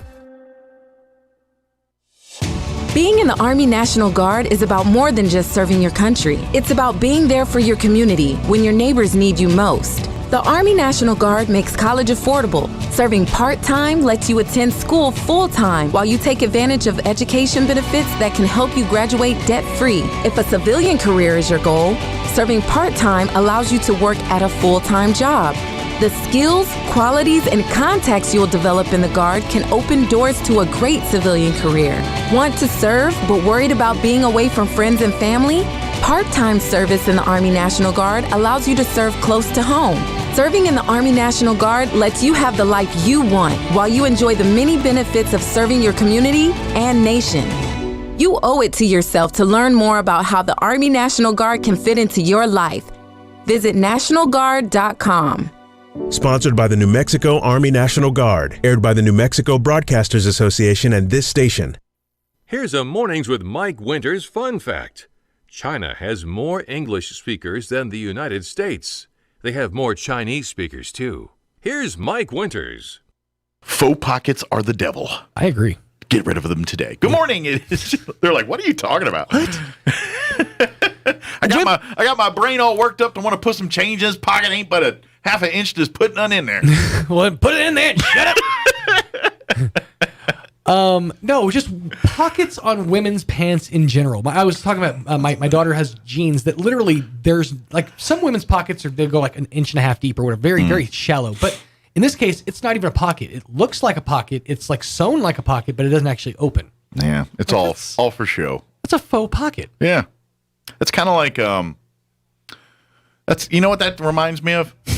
It's like building a new airplane and then putting new seats. But making them look like they still got the old ashtray thing in them. And it's like, why? Yep. Why are you putting that there? Because, no need because for the factory that builds the chairs just has the indentation for this ashtray. Then change the factory. We haven't figured out what to do with this little spot right here, so we just leave it there. It's like when you buy a car that has less features than the full model, and you're like, what are all these extra panels for? Yeah. It's like, oh, that's where some cool stuff would have gone had you gone for the full. It's like that one right there releases caltrops. Yeah, oil slick on this part. Didn't know, did you? That's right. Nope, no idea. It's like Spy Hunter. Yeah, I remember that game back in the day. That button right there, it'll actually hop over traffic. Yeah, you push this button, it goes do do do do do do do do do do do do. And then if you go down this thing, you'll turn into a boat. But speaking of chairs like that, riding on the train because these are so basically. And because these cars are so old, I mean, they're well maintained. I'm not trying to talk, but because these aren't new, they aren't making these trains and things. So basically, they bought up old trains, and so they cannibalized to the parts and stuff to make keep this thing So running. you see some of that when you drive it, like, hey, there's the trains that we use to make this train still go, you know, kind of thing, and they use it to restore their current trains and things. But the car, it's got those, it's very 60s, 70s decor, the carpeting and everything. It's well cleaned and maintained. Sure, but it's dated. designed. It's dated because it has. So it's almost like it's got the allures of the old Wild West look to it, fancy, and but at the same time, but the chairs are very much the airline-y like chairs with the fake, or they were at one point actual. But they got matter of fact, the chairs are like, if you want to lower your butt part. They have like a pump, like the barber's chair on the side. Oh, like literally in my car. That is how you move the lumbar support for my car. It's a pump up or a pump down. Yeah, and this one's got a foot pedal one, and you really walk by just like the old barber chair.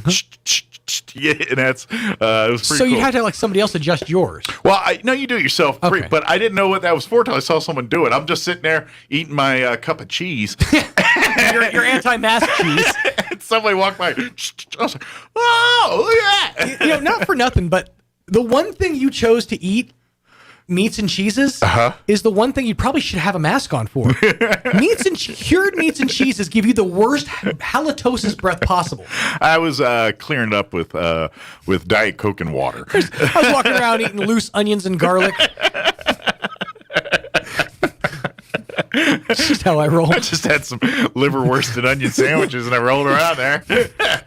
How you doing? Hey, everybody! Want to hear my Harry Carey impression? Oh man, but it's really cool. The trainway is the way to go, but not during COVID. And I thought you would have thought. I mean, now granted, when you booked it, you didn't know you were going to be this out of the woods, but you would think that by now things would have at least cleared up a little bit. To be honest, there is no rational reason that they can give me why that blue bus line was not open, other than they don't have the people to run it. That's one thing. If it's a safety thing, it's horse hockey. There's no, I said horse hockey. I did. I Colonel Pottered you. Like, where's he going with? Okay, all right, pucky, straight pucky. Yeah, I Colonel Pottered you.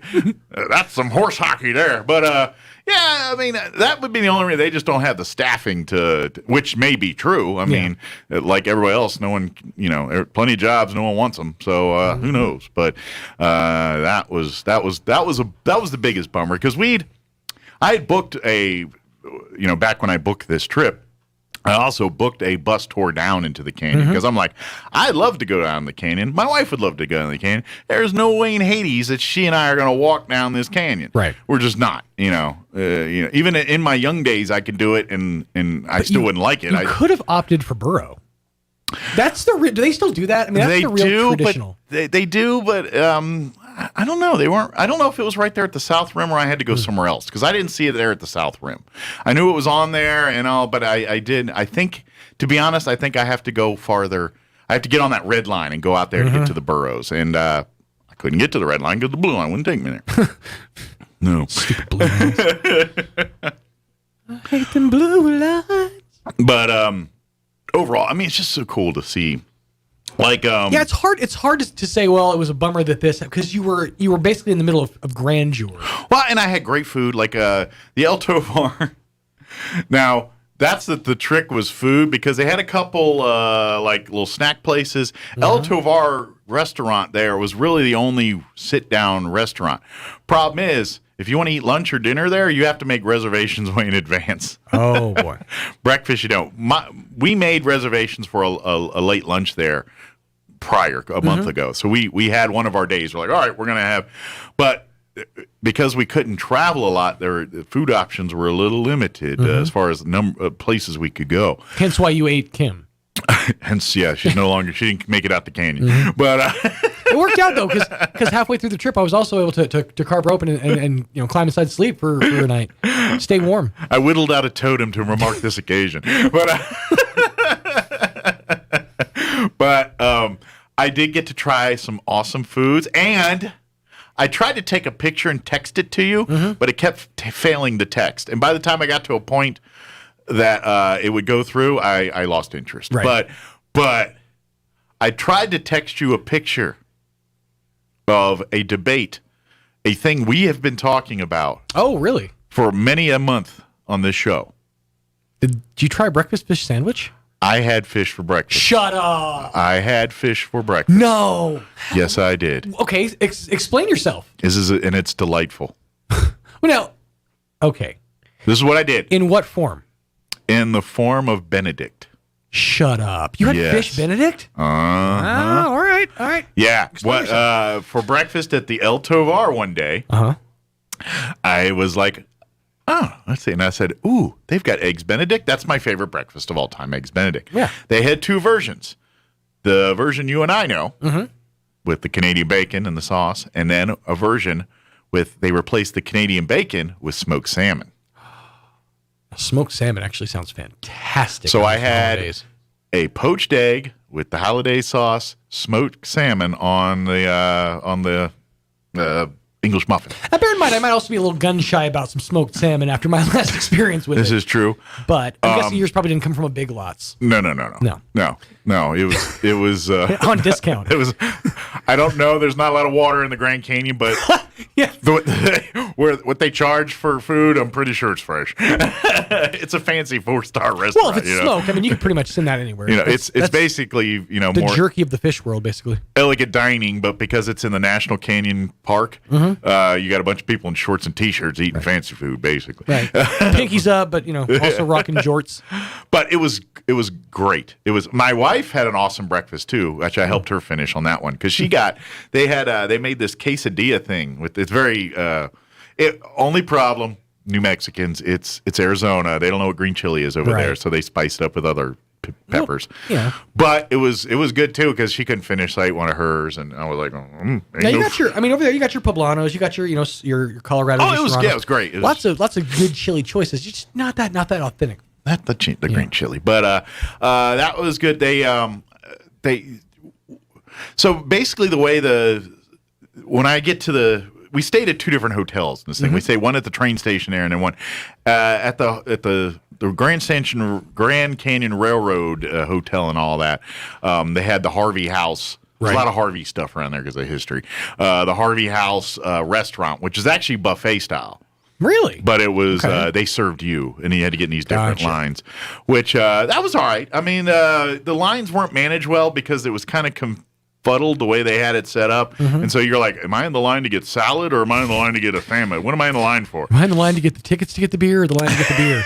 yeah, and so we had a little bit of that going on. But one of the fares I had there, this is my food portion. Okay. One of the fares I had there, and I never had before. And all granted, this might be my lack of experience because it's not like I have a lot of eating in this realm. They had what they called steel something oatmeal. Steel cut oats. Steel cut oats. Yeah. I'd never had that before. I love steel cut oatmeal. And so I had it's a consistency thing. It's like the whole oat instead of the way they do it is you actually get more of the germ of the oat. Oh, okay. It's like with wheat, you get the whole. So they had like a make your own oatmeal kind of thing, and I'm like, all right, I'll try this still. And so I slapped some chocolate chips and some brown sugar or something. Okay. I think I went with a twofer on that. Sure. And I liked it. It was good. It was different because there's like it's like a whole oat. There's a pop to it, and that's my favorite part. That's kind of like the same reason I like eating certain kinds of rice, like long grain rice, because you get that pop, and it's the same thing. I had never ate oatmeal in that form before, and I was like, oh, that was good. I only ate the once because I was like, there's meat over there. I didn't, it's oatmeal. At the end of the day, we're talking about oatmeal. Oh yeah. But literally like my favorite kind of oats. If in a breakfast scenario, I will choose grits every time if that's an option. But if steel cut oats is there, that's a winner. But I had some other great meals, like our lunch. So the first night we ordered room service. You couldn't get dinner reservations, but you can get food brought to your room. Now was everything because I imagine since you're in that spot and kind of they knew they had you, so to speak. Well, I imagine everything was like 3 or 4 times more expensive. Well, yes, but it was also higher fare food. It wasn't like a burger. Right. It was like you could get that. They had a food truck, which I'll get to in a minute. Okay. But this was. This is more elegant, the hotel, food for a more elegant restaurant. The El Tovar restaurant is a, one of those, puts it on the list and they get food credit, all that the Michelin garbage. All that mess. Right. Highfalutin, stuff. But the food's good. It's great. And so we had the room service that first night because we were like, I don't know. Well, let's just order food here. And, had it. And so had a nice little meal there, Kim and I there in the hotel in our very tiny room. Did you have a minibar? Do you have like a minibar in there? Not in this room. The room was very tiny. It's an old hotel. Right. It was 1900. So it's got air conditioning, but every room is not the same. So you go into one room. So our room was actually small. Mm-hmm. It had, but the bathroom had old fixtures. It was comfortable and nothing wrong with it, but it's old. Yeah. It was built 1902. So it's like you hit certain parts of the floor and it's an old cabin. It's beautiful. Did you use the key to get in? No. They've updated to the modern. Because that was the door is not like a hotel door. It was like a wood, just a nice crafted wood door that you would find in a home. That's or something. pretty cool. Yeah. Like when I went to Cloudcroft, stayed at the lodge up there. It was one of the coolest things was they slid the actual key across. I'm like, you guys have keys here? And you don't think about it. So that's a really neat experience to go open a hotel room with a key. Yeah. Well, who knows? In Old COVID, school. they might not let you have keys anymore. Right. I don't know. But so we had I got roasted duck that night. Ooh, and it fancy. was excellent. A lot of people are like hit or miss on duck. This is great. It was they put like this tomatoey like a glaze. It was a tomato base, kind of a barbecue, but a little more tomatoey than barbecuey. And it was seared into the skin there. Was it really, duck breast? I'm guessing, or it was a half a duck. Oh. So I got a half a duck. Which half? Well, it basically it had a breast, it had a wing, and a. No, I just picture somebody coming up with an axe. Yeah, sir. I think they cooked it first, but yeah, medieval time style. But yeah, we had some great food there at the El Tovar is a great place to eat. It's hard to get in and all that, but once you're in, food is pretty good. I had a lunch there, I had a dinner there, and I had a breakfast. The dinner we had room service. Breakfast we just walked in, and then lunch we did our reservations. By the way, I tried their beef stroganoff. Okay. And I tried the duck, and I tried the fish salmon. Benedict. Nice. They had a food truck outside the hotel, and it was just a standard fare food truck. They had Nathan's hot dogs in various ways. They had a breakfast burrito you could get, and then they had, because I wanted a burger, and I was like, I want a burger. They had a burger. Okay. Beyond Burger. Really? Burger. Did they? So I tried my first Beyond Burger. All right, and it's okay. It's all right. It tastes great. It if you're eating a burger and you want a taste of a burger, and it's a burger. That's really the best. I've actually heard people say the best compliment they can get for Beyond or any of those is, it's okay. They don't want it to taste that different. Yeah, the taste wise is fine. The big difference is the consistency. It's a lot softer than a beef patty would be. So when you bite through it expecting a little give, you don't have it, and that. Because it's mixed, it's beans and whatever else they do make it fake whatever's. Well, now yours was Beyond. Yes. So there's Impossible. From what I understand, Impossible has done other they've done others taken other steps to add some of that back. Maybe that springy consistency. Yeah, the Beyond one didn't have that, but it was a good when they put on a brioche bun with lettuce and all the fixins, and I ate the burger and I enjoyed it. I was like, it was a tasty burger. We're as far away from a sponsored Friday as we can be right now, so I'm just going to go ahead and say it here. I am desperate to do a Beyond or a Impossible Whopper versus a regular Whopper taste test here on the morning show. I'd like to do that. It's just the timelines don't add up. And best case scenario, I'll have an old burger from yesterday. The only other fake meat I've had, it was I had the Impossible sausage. Right, at Whataburger, I think you said. No, Dunkin'. Oh, Dunkin'. Okay. It was at Dunkin'. And that was all right. But that was sausage. Right. Sausage has different seasonings it's easier to shade to whatever you're that one tasted very close. That one had a heavier consistency. It felt more like when you buy gluten-free English muffins. You ever picked up one of those bad boys? Oh, yeah. Pretty sure you could use it as a deadly weapon. It's pretty stout. If you put 3 gluten-free cookies in a sock, you can actually You could do some serious damage. Yeah. Shatter windows. So it had a bit of that going on, but taste-wise, it was good. So, yes. But yeah, I would. You know what? As a Beyond Meat burger goes, if that's kind of if that's what you got to eat, and you have a hanker for a burger, it's all right. That's just kind of an interesting, thought process. Like, we're the only food truck within like 200 miles. Should we have an actual burger? No, man. We're going beyond. Well, they got a captive audience. People that are hungry. That is true. And they don't want to go to the El Tovar and spend $100 to eat. They don't want to walk down to the ice cream thing. Their slogan was "Eat here or go screw yourself." Basically, that's kind of how it was. Now, all fairness, the hot dogs, they're Nathan's. They're the best on the planet, and they were the big ones. And they had different. They had a regular one. They went with sauerkraut. They had a Chicago style. Blah blah blah blah. You're making me hungry. And they were fine. I don't start mornings hungry, man. Doggone it. But and weirdly enough, remember I said a lot of Harvey food truck, the Harvey food truck. They had some brand synergy there. Yeah. And they had a real nice but elderly gentleman that was the kind of your guy taking your order, and then they had the guy in the truck cooking. The elderly gentleman, very nice.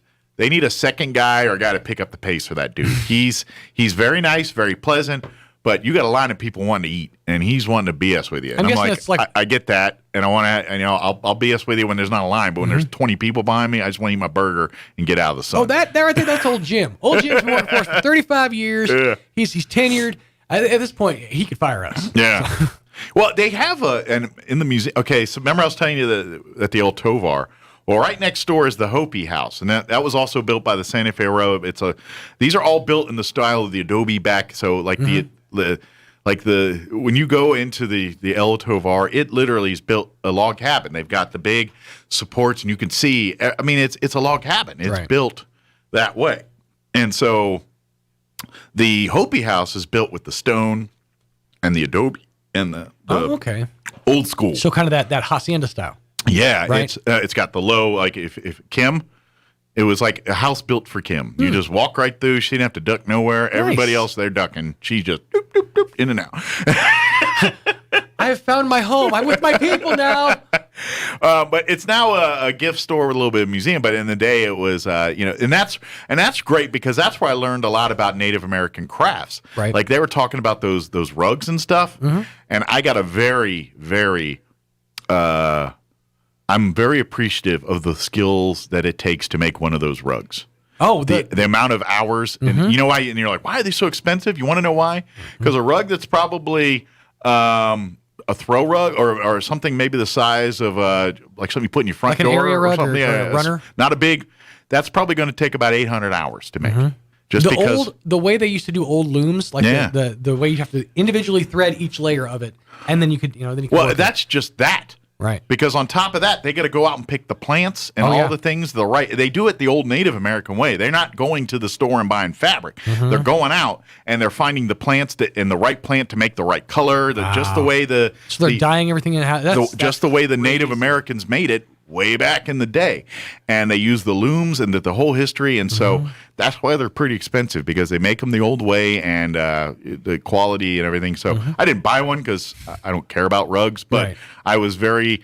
I had a lot more respect for what goes into making those. Pocket square. It was $3,700. I mean, it didn't justify me wanting to pay that for it, but I was like, wow, I didn't realize there was that much going into it. So I learned a lot of stuff about that there at the Hopi House. All right, it is 8:46. I probably should pause for some news and stuff.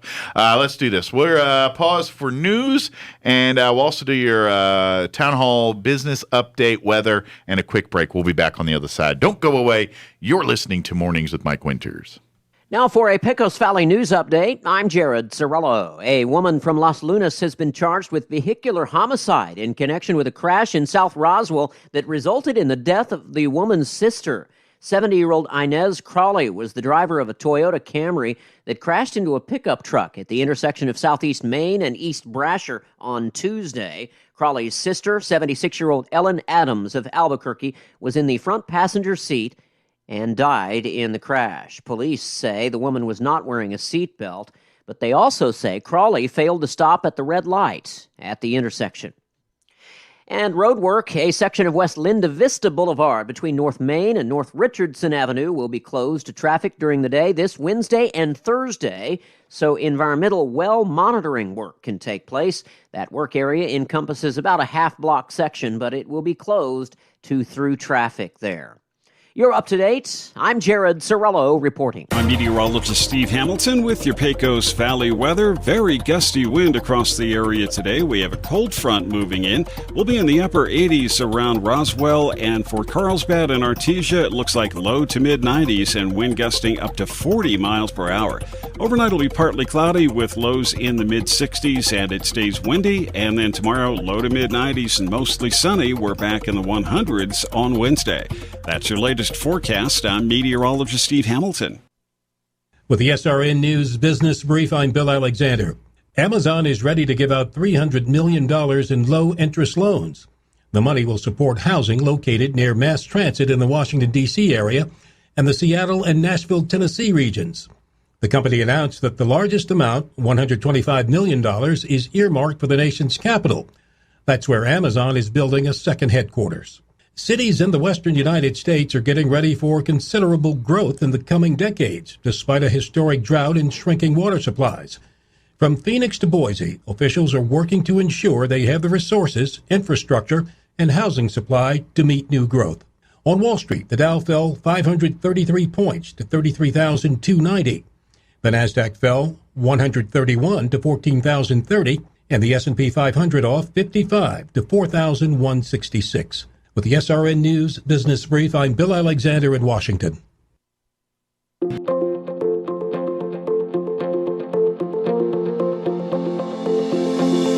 We teach our kids to say please and thank you to total strangers, but we get so familiar in our marriages and families, we stop being polite to each other.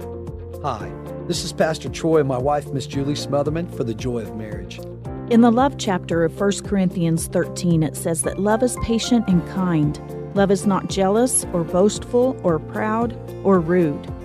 We emphasize being polite to each other in our family, which promotes an attitude of respect and brings peace in our home. Remember your manners with the person you love the most. Appreciate the things they do for you and let them know. Being polite to each other can help you avoid conflict. Let's be polite to strangers, but let's not give our best to the people we don't live with. Let's give our best to each other. If you have any questions or would like further information about the Joy of Marriage Ministry, please go to jomconference.com. As the school year comes to an end and COVID restrictions start to ease, don't lose sight of the lessons learned. Cover your cough, positive personal hygiene, respect one another, show and tell others you love them. Fiscal and social responsibility are great ways to show your love. This is Damon Graham, your local New York Life agent. I can help you show your love to others. Call me at 575-623-0803 so we can determine how you best can show your love. Expect to be blessed. Eastern New Mexico University is open for visitors to come to visit our campus.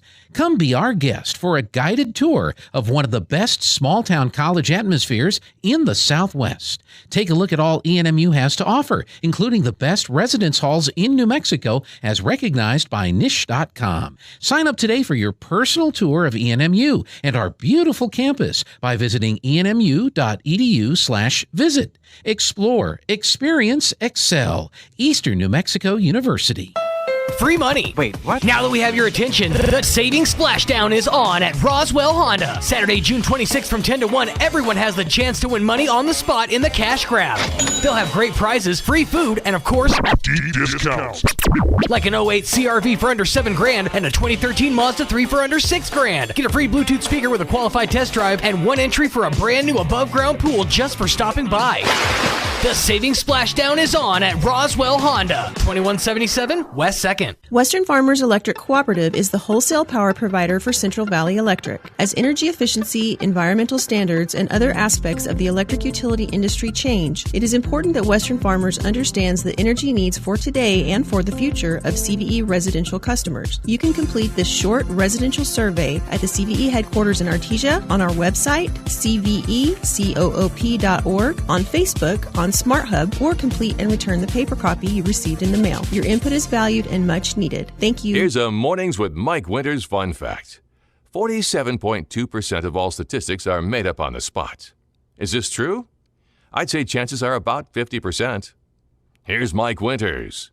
And good morning. It is 8:52. Stay tuned next hour. We're going to play an interview that Sean had last week with Richard Garcia from the Roswell Literacy Council. So we're going to play that next hour. So my wife's in with us. She dropped by. Good morning. And talk about the trip. So you hear everything I talked about, or? I pretty much did. Then I was getting ready and was in the shower, so there might have been some I missed. Okay. Well, I kind of talked about the food mostly last time. I did hear about the food. You talking about each meal that we had, and your picture that you wanted to text Sean about. Oh, yeah. Salmon. Well, that was just it. It kept failing, and because, internet was obviously spotty when you get up to the camp. We had some Wi-Fi in the hotel, and that helped some, but sometimes wasn't great Wi-Fi. Sometimes that gets. I mean, it's the Grand Canyon. They probably got one line going into the whole place, so it's not exactly a city up there. It's pretty rural, but I do want to mention real quick because I didn't get a chance to talk about it. We were talking about when we went to see your folks, and we went to the Type Museum on Saturday, and that's cool. If you get a chance to check that out, it's worth it. It's you get to go down in there and see they don't show you, like, I don't remember seeing living quarters or anything like that, but they just showed the main central. But you see mission control there where they launched the missile. You see the Titan missile. You see some of the staging areas for like the refueling of it and some of the equipment they use to refuel and things like that. One thing that's pretty cool is the missile silo itself. The doors, they got the huge concrete doors. It's insane the amount of how strong these doors and everything are. But the missile, the way it's sitting now, they've got a missile. It's doesn't have the nuke part in it, obviously, but it's a Titan missile sitting down in there, and they have the doors halfway open. It's glassed over, so you can't jump down in there. But they have the door. It's half open, glassed, and the reason for that is international. Mm-hmm. When they were negotiate with Russia. Yeah, when the Cold War ended and all of this, and they were denuclearizing some of these sites and everything else, it was determined that they wanted to make a museum out of this particular silo location. And so, of course, the Russians, they're like, what are you doing? What is that? Why is that? Oh, it's a museum. Tough. They're still going to consider it a nuclear site. Fine. We're going to consider it a nuclear missile site then, and we're going to treat it as such. And so the compromise for that was to open the doors halfway up so they could see down in it. And with it halfway, it's not operable. Yeah. And if you get a chance, there's a big hole in the top of on the side in the cone part where the warhead would be. There is a big hole, and I'm assuming that's where some of the explosive part would have been, some of the nuke TNT and whatnot. So they can fly their satellite over, look down, see there's a hole there, and then they say, okay, it's a museum, and then they won't count it. So when you go, if you do get a chance to go there, you're like, why is it open? And why? That's why. It's because in order for that to remain a museum and not be counted as a nuclear missile site, according to our enemies, or whatever you want to call it, the people they're pointed at, they had to do that. So that was kind of neat. But I took some pictures and all. And they explained the whole the process of how to launch that missile and how to authenticate the codes. And if anybody ever watches the movie Crimson Tide, it's a submarine movie with Denzel Washington. What's his name from Sopranos was in it. Gene Hackman was in it. Gene Hackman was the captain of the sub, and Denzel Washington was the XO. And they were on the Alabama. They were on the USS Alabama. That's why it's called Crimson Tide. But they have, and I'm not sure I think that's a fictional movie. I don't think that's based off truth. But anyway, they break communication and they get codes to launch launch their nukes. And so they have this authentication code process and all that. And the way they show it in the movie. To make sure that the president is the one that gave the authority to do this. And to be honest, how they do that nuke stuff that's kind of close to how they do it. It's pretty really interesting. Yeah, they have a red file cabinet with those codes in it, and they get the coded transmission, and then they go and all right, here's the code. They have to go to the cabinet and match the numbers to verify that there's the codes. A box with several envelopes that have a code on there, and they have to match. And if it matches, then you know that it is straight from the president. Yeah. Because at that time, you can't just call up the president and say, "Hey, Mr. President, did you authorize us to?" Well, yeah, obviously do this, because he's going to be busy taking care of himself. Either Air Force One or in a bunker or wherever they send the president when nuclear fallout happens. This is the protocol that they use to make sure that it was authenticated by the president. Yeah. So basically, you've heard of the football. I think most people have heard that the thing the president carries around with all the codes. That's legit, obviously, but that's the codes, and then they got the same codes in that. Well, not now because it's a museum, but at the time this was an active missile silo. It was all like that. It was kind of neat to see some of how that was done and how and just the life down in there, and then it. And the part that the part I think probably surprised most of the tourists that were in our little group when we were touring was they work in a 4-person crew, and then up until the 70s it was men only. Then they changed it. They work in a 4-person crew. You have the person in charge, you have the number 2, and then you got a couple specialists that specialize in certain aspects of the missile. But these people that were doing it, they were like, well, what do you think how old the commander was? And people were like 30, 40, 25. 21 to 25 was the average age of the crew, including your captain or whoever was in charge at the time. They were very young. And so, and if you think about this, I mean, I ain't got time, we're running out of time, but think about this. This is during the Cold War where, and if for folks that don't understand or too young to really grasp the concept of the Cold War, it's mutually assured destruction. That's what the Cold War is basically the mindset was we both have enough nukes to blow each other up. We need to keep doing that. We're building them to deter each other. Build for peace. Yeah, they're basically not for war, for peace. That's kind of the mindset of them. And so, but either way, you got some 21-year-old kids, and someone calls and says, launch the missile, and you do it. And, obviously that didn't have to happen, thank God. And they don't tell them where the missile is going at all. Think of that kind of responsibility for you, and you're 22 years old. That's amazing. All right, we got to go do news. We'll be back. Don't go away. On air and online, this is Roswell's home for talk radio. KEND Roswell. News this hour from townhall.com. I'm Rich Thomason. Claudette is over the Carolinas now and back at tropical storm strength.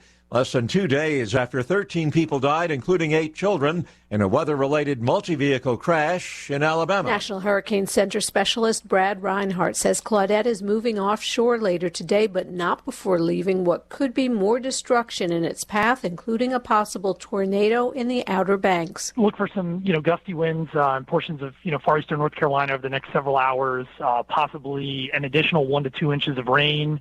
As well as possibly a tornado. He says the wind forecast is 40 miles per hour with heavier gusts. Over the weekend, Claudette caused several tornadoes in Alabama that destroyed homes. It also dumped up to 15 inches of rain in parts of the state, causing flash flooding, as well as that deadly crash involving those children. I'm Julie Walker. A lot of cleanup lies ahead in the Chicago suburb of Naperville, Illinois, where a tornado touched down late last night. At least 4 people injured. Authorities say some homes were damaged with the windows blown out and walls torn away. Iran's president-elect taking a hard line, insisting he will not meet with President Biden, nor will he talk about a couple of key issues. Ebrahim Raisi says he's not willing to negotiate over Tehran's ballistic missile program, nor its support of regional militias. The US, now hoping to get Iran back into Tehran's 2015 nuclear deal with world powers, had hoped to negotiate over this and other issues. Correspondent Charles De Ledesma. It was another exceedingly violent weekend in Chicago. More than 50 people shot, 5 of them fatally. Rally underway on Wall Street. Right now, the Dow up 529 points, the Nasdaq ahead 84, and the S&P is up 51 points. More on these stories at townhall.com. I have a traumatizing childhood memory of an Easter egg hunt. The big hunt was a big deal in our family, and I have this memory of running and excitedly reaching for eggs, only to have my big brother and sister sweep in and steal them at the last second. It's Ryan, and unfortunately, this is a traumatizing reality our Faith and Family Mortgage team is seeing from families across the country. Families are finding their dream home, only to have it pulled away by another hunter at the last second. At United Faith Mortgage, we unfortunately cannot scare off the other hunters, but we can very quickly get you pre-approved and make it look as good as possible to sellers. And then, once you do grab that Easter egg, see our story and read how our direct lender advantage can often save your family monthly and lifelong money at UnitedFaithMortgage.com. We are United Faith Mortgage. United Faith Mortgage is a DBA of United Mortgage Corp. 25 Melville Park Road, Melville, New York. Licensed mortgage banker. For all licensing information, go to NMLSConsumerAccess.org. Corporate NMLS number 1330. Ryan Vreck, NMLS number 65233. Equal housing lender. Licensed in Alaska, Hawaii, Georgia, Massachusetts, North Dakota, South Dakota, or Utah. Newly released results show the party of Armenia's acting prime minister won parliamentary elections, which he called to ease anger over a peace deal he signed with Azerbaijan. Results from the Central Election Commission gave Prime Minister Nikol Pashinyan's Civic Contract Party 53.9% of the vote in Sunday's snap election. The former President Robert Kocharyan's Armenia Alliance came second with just over 20% of the vote. Mr. Pashinyan tweeted that his party won enough seats in parliament to form the next government. The opposition promised to challenge the results. Despite a devastating war that happened under Nikol Pashinyan's watch, the Armenian public has decided to give his government a second chance to fulfill its democratic reform agenda. The BBC's Rayhan Dimitri. Israel's new foreign minister will head to the United Arab Emirates next week, the first known visit by a top Israeli diplomat to the Gulf Arab country. Townhall.com. With demand for new homes going through the roof, the cost of what it takes to build those houses has skyrocketed as well. Lumber prices are beginning to fall somewhat, but the commodity still remains more expensive than it did prior to the pandemic. Lumber sold for $350 per 1,000 board feet before the pandemic. The price peaked at $1,500 per 1,000 board feet in May. But the demand is still strong. The National Association of Home Builders says during the pandemic, people were able to save more money. Jason Walker reporting. Israel's new Prime Minister Naftali Bennett opening his first cabinet meeting by slamming Iran's newly elected hardline president and calling on world powers to wake up to the perils of returning to a nuclear agreement with Tehran. To get on Wall Street, the Dow up 495 points. More on these stories at townhall.com.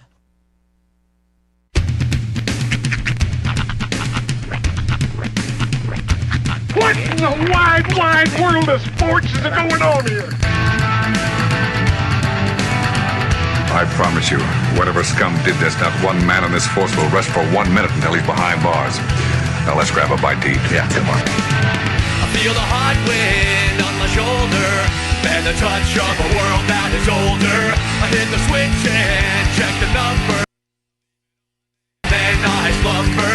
I hear the rhythm ringing through it. Flamenco guitar and cumbia music. I hear the talking of the DJ. The travel wishing, what does he say? I'm on a Mexican radio.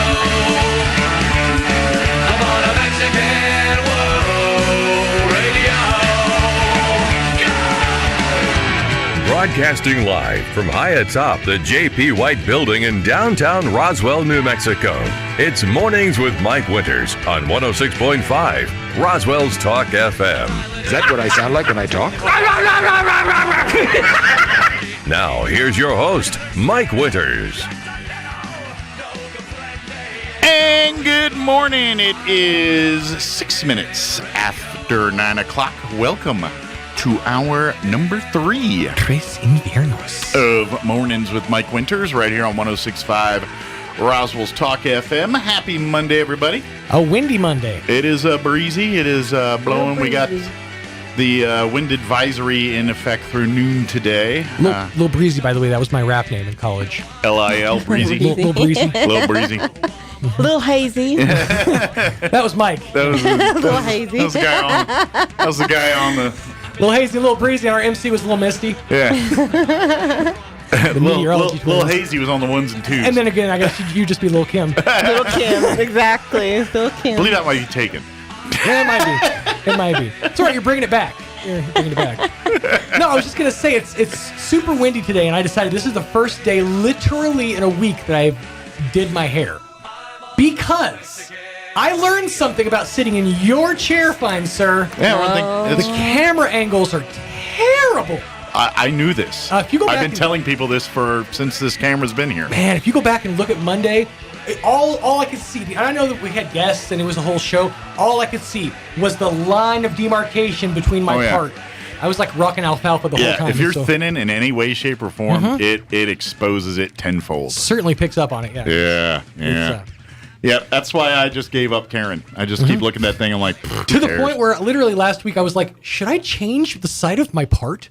Should I fundamentally change my entire aesthetic? Yeah, it's not your friend. The camera is not your friend. But I'm glad I didn't, because see, now I'm back on this side and the part works. Yeah, see, I got the full side, the good side. So that's why he's always standing like this in all the shots. He's like, hey. It's also why it's also when I just learned this about myself. If it's windy, I will specifically not look both ways when I cross the road, just so I don't mess my hair up. So I'm continually looking in the hair blowing back direction. Man hit by car today because he didn't want to mess up his part. Passersby said, on point. Hair on point. All we saw was part of the body and a head, but man, the coif was on point. So you were missing some of our discussion about the Titan missile. Yeah. When we went down there. Oh yeah, we're talking about the door. Why it's because half open. Yeah, the Russians, they have the door, the main big huge concrete door to open it. It's half open with the glass over it, and the missiles movies that spin and open. Oh yeah. Well, they leave it half open. And you can see the missile, and then there's a big hole in the warhead, and that's because the Russians would count it as a missile instead of a museum. Or Chantal was like, no, it's so they had to negotiate internationally, and that was the compromise. Okay, we'll open the door halfway. Clearly a decommissioned. With a halfway, it can't be used. Whenever they fly their satellites over, they can look down and say, okay, that is an inactive. But just to give site. people the magnitude of destruction, one Titan missile will destroy an area from where we were at, which was South Arizona, all the way to Kentucky. Actually, you miss. And that's not quite true, is what he said. That's exactly what he said. No, what he said was, if you took all the TNT in that missile and lined it up, it would stretch from here to Kentucky. That's what he said. Destruction, and he goes, and imagine 55. There's 55 Titan missiles. So one of those missiles will destroy a city, sweetie. That's insane. That's enough. I mean, There's 55 of those bad boys. Yeah, it'll destroy a city and a small country. But when he was talking about the Kentucky reference, that's what if you took all the explosive out of it and stretched it from there in Tucson, it would go all the way to Kentucky. That's how much TNT or the equivalent of it was in that thing. So that's what he was saying. But yeah, it'll destroy a small country or a major city, a big huge. It would gone. A people center essentially. I'm trying to find info on the missile itself. This is all I'm pulling up. And the Titan is the older one. They replaced them later. 1980 Damascus Titan missile explosion. Which actually that's probably a refuel issue. Those missiles are massive. How tall did he say it was? Because we only got to see just a section of it. Well, if you went up to the door, you could see down in it, and that's on those pictures I took. It kind of gives you a better idea. Yeah. But how tall? How many stories? He used a reference out there. He basically, there was a big telephone pole with a crow's nest on it.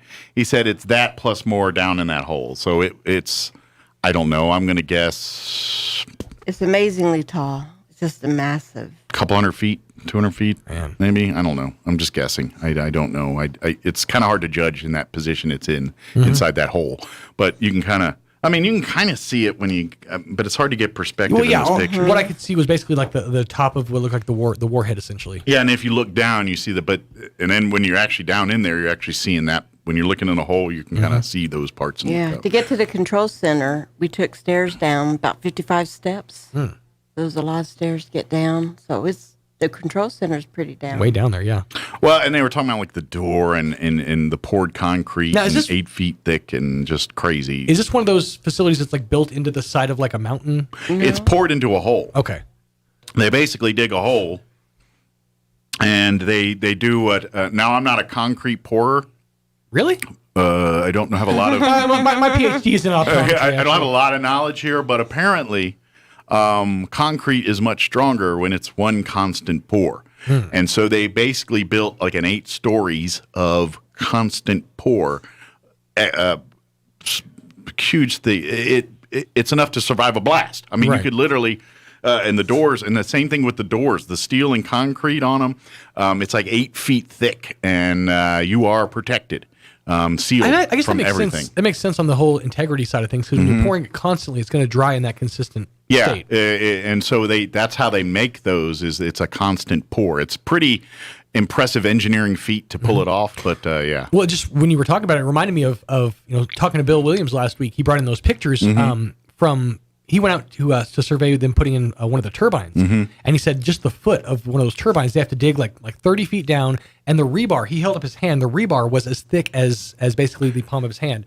And exactly the same thing. Is it? The rebar they put for that port, it was about the size of your hand. It was ridiculous. I've never seen rebar this thick. And they said it's like over 2 million pounds of concrete just for the foot, just for the base of these turbines. So basically that times 8 stories. And that's your nuclear missile hole. That's a lot of concrete. Yeah, it's massive, and it's pretty impressive when you sit there and take it in and here's the cool part. And I'm not a size queen, so I don't know. And here's the part that I think young people need to wrap their head around in all this. This missile silo, the technology involved and built, the calculations that are made, the computers, which this is the 60s, folks. This ain't 2000s. Right. Computers a little different back then. The way that things were done. All this was built, designed, and made, not with some supercomputer crunching numbers and telling you how to do all. No, these are guys with slide rules and paper, and they had to make all these calculations and design. I mean, and building that, it's unreal. Never mind the invention of nuclear power and how to harness it and do all that. Right. You could take that out of the equation, and just the slide rule and the engineering involved to make the place to house it is impressive. That's the thing. Every aspect of it, there's so much thought that goes into it. You don't really, from a lay perspective, you don't think about how much actually goes into setting up a facility like this. And that's where the history part for me is cool. Is like, this is all impressive to see. You look at it and you're like, oh, okay. But okay, put yourself in the time period and the era of which this thing was happening. And that's an amazing feat to think about. And it's really cool. So if you get a chance, if you're out in the Tucson area, go hit the Titan Missile Museum. It's worth it. It's not that expensive. You go in, you get your personalized tour. They got a little gift shop. You can buy some stuff. You can help them out. It's all private. It's all... every time you go there, the only reason it's open because people pay money to go see it, and probably have to shut down if it wasn't. So you won't be disappointed. I'll tell you it that. is really cool. It is impressive. All right, we got an interview to play this hour, so I better shut my hole and quit talking about holes. I've been talking about holes the whole time. Isn't it a whole lot of holes there? A whole lot of vacation. Well, 9:15. Here's your WHOLE hole weather. I'm meteorologist Steve Hamilton with your Pecos Valley weather. Very gusty wind across the area today. We have a cold front moving in. We'll be in the upper 80s around Roswell, and for Carlsbad and Artesia, it looks like low to mid 90s and wind gusting up to 40 miles per hour. Overnight will be partly cloudy with lows in the mid 60s, and it stays windy. And then tomorrow, low to mid 90s and mostly sunny. We're back in the 100s on Wednesday. That's your latest forecast. I'm meteorologist Steve Hamilton. Thank you, Steve. Currently 76 here in Roswell. Humidity's at 45%. Winds, they're blowing out of the north, 31, gusting to 41 miles per hour. Wind advisory in effect through noon today. Expect cooler temperatures. The high is only supposed to be mid 80s today. They're saying mostly sunny, high of 84, but it's going to be windy. Winds right now 25 to 35, gusting as high as 50. We'll see they'll drop down 15 to 25 this afternoon, so it's still going to be breezy, but less breezy, I guess. Partly cloudy tonight, overnight low of 64. Winds will be calm by then, out of the northwest, 5 to 10 miles per hour. Start warming back up Tuesday. We're back in the mid-90s tomorrow, mostly sunny and 94 with south winds 5 to 10 in the morning, 10 to 15 for the afternoon. Partly cloudy tomorrow night with an overnight low of 70. Wednesday, back into the hundreds, sunny, hot, high of 105. South winds 10 to 15 miles per hour. Thursday, sunny, hot, once again a high of 105. Friday, sunny and a high of 102. And then Friday and then the weekend, we got rain chances. 30% chance of rain Friday night, partly cloudy, overnight low of 72. Cooler on Saturday, 30% chance of rain, mostly sunny, 89. And a 40% chance of rain Sunday, partly cloudy with highs right around 87. All right, real quick before we take a break and play our interview Sean had with Richard Garcia from the Roswell Literacy Council, do want to tell you about the fine folks at the Calico Cow Fabric and Gift Shop. Move on down to the Calico Cow. They've got seasonal fabrics in stock. They've got their classes going on. You can shop online at roswellquilting.com. They've got everything you need. They've got sewing machines and things on sale there, too. They've got everything you need to either learn to sew or get what you got to sew. Ask about their classes. Ask about their fabrics. If you're looking for seasonal fabrics, things like that, they've got a huge selection of fabrics, all at the Calico Cow Fabric and Gift Shop. They're located here, downtown Roswell, right on Main Street, right across from Reichman Park, right between 3rd and 4th Streets downtown. Come on by or visit their website. You can shop online, order there, pick up at the store, whatever works for you. RoswellQuilting.com. But don't forget, move on down to the Calico Cow Fabric and Gift Shop right here in downtown Roswell. All right, it is 18 minutes after 9 o'clock. We're going to take a quick break, and then our interview Sean had last week with Richard Garcia from the Roswell Literacy Council. Don't go away. You're listening to Mornings with Mike Winters. Clay Travis. We are going to represent what Rush always represented, which is the full fruition of American freedom. Buck Sexton. There is nothing that has ever been comparable to being at that golden mic. Clay Travis and Buck Sexton, inspired by Rush. You'll hear them both right here on this station, starting Monday after Father's Day weekend. Starting Monday at 10 on 106.5 Roswell's Talk FM. Have you been dealing with stress or anxiety lately? Don't let that stop you from getting the dental work done that you know needs to happen. Hi, this is Dr. Sarah Usher with Carabelli Dental, and every day we help people just like you have a relaxing and pain-free experience with IV sedation. Just imagine a dental experience where you don't remember the needles or the drills. If that's what you're looking for, we can help. Let us ease your stress and create the best dental experience ever. Come see the team at Carabelli Dental at the corner of 9th and Main or call 622-4455. Customizable office equipment is one stop away at PTS Office Systems. Of course, you and the business next door do different things, so you need different office equipment. PTS Office Systems has fully customizable office equipment in stock, waiting to be delivered to your business. Get fully customized office equipment to meet your office's specific needs. The day and age of one-size-fits-all office equipment is gone. Shop around at PTS Office Systems today at 217 North Main in downtown Roswell. Sometimes we put off important health needs like surgeries because, well, we worry about the pain and time needed for recovery.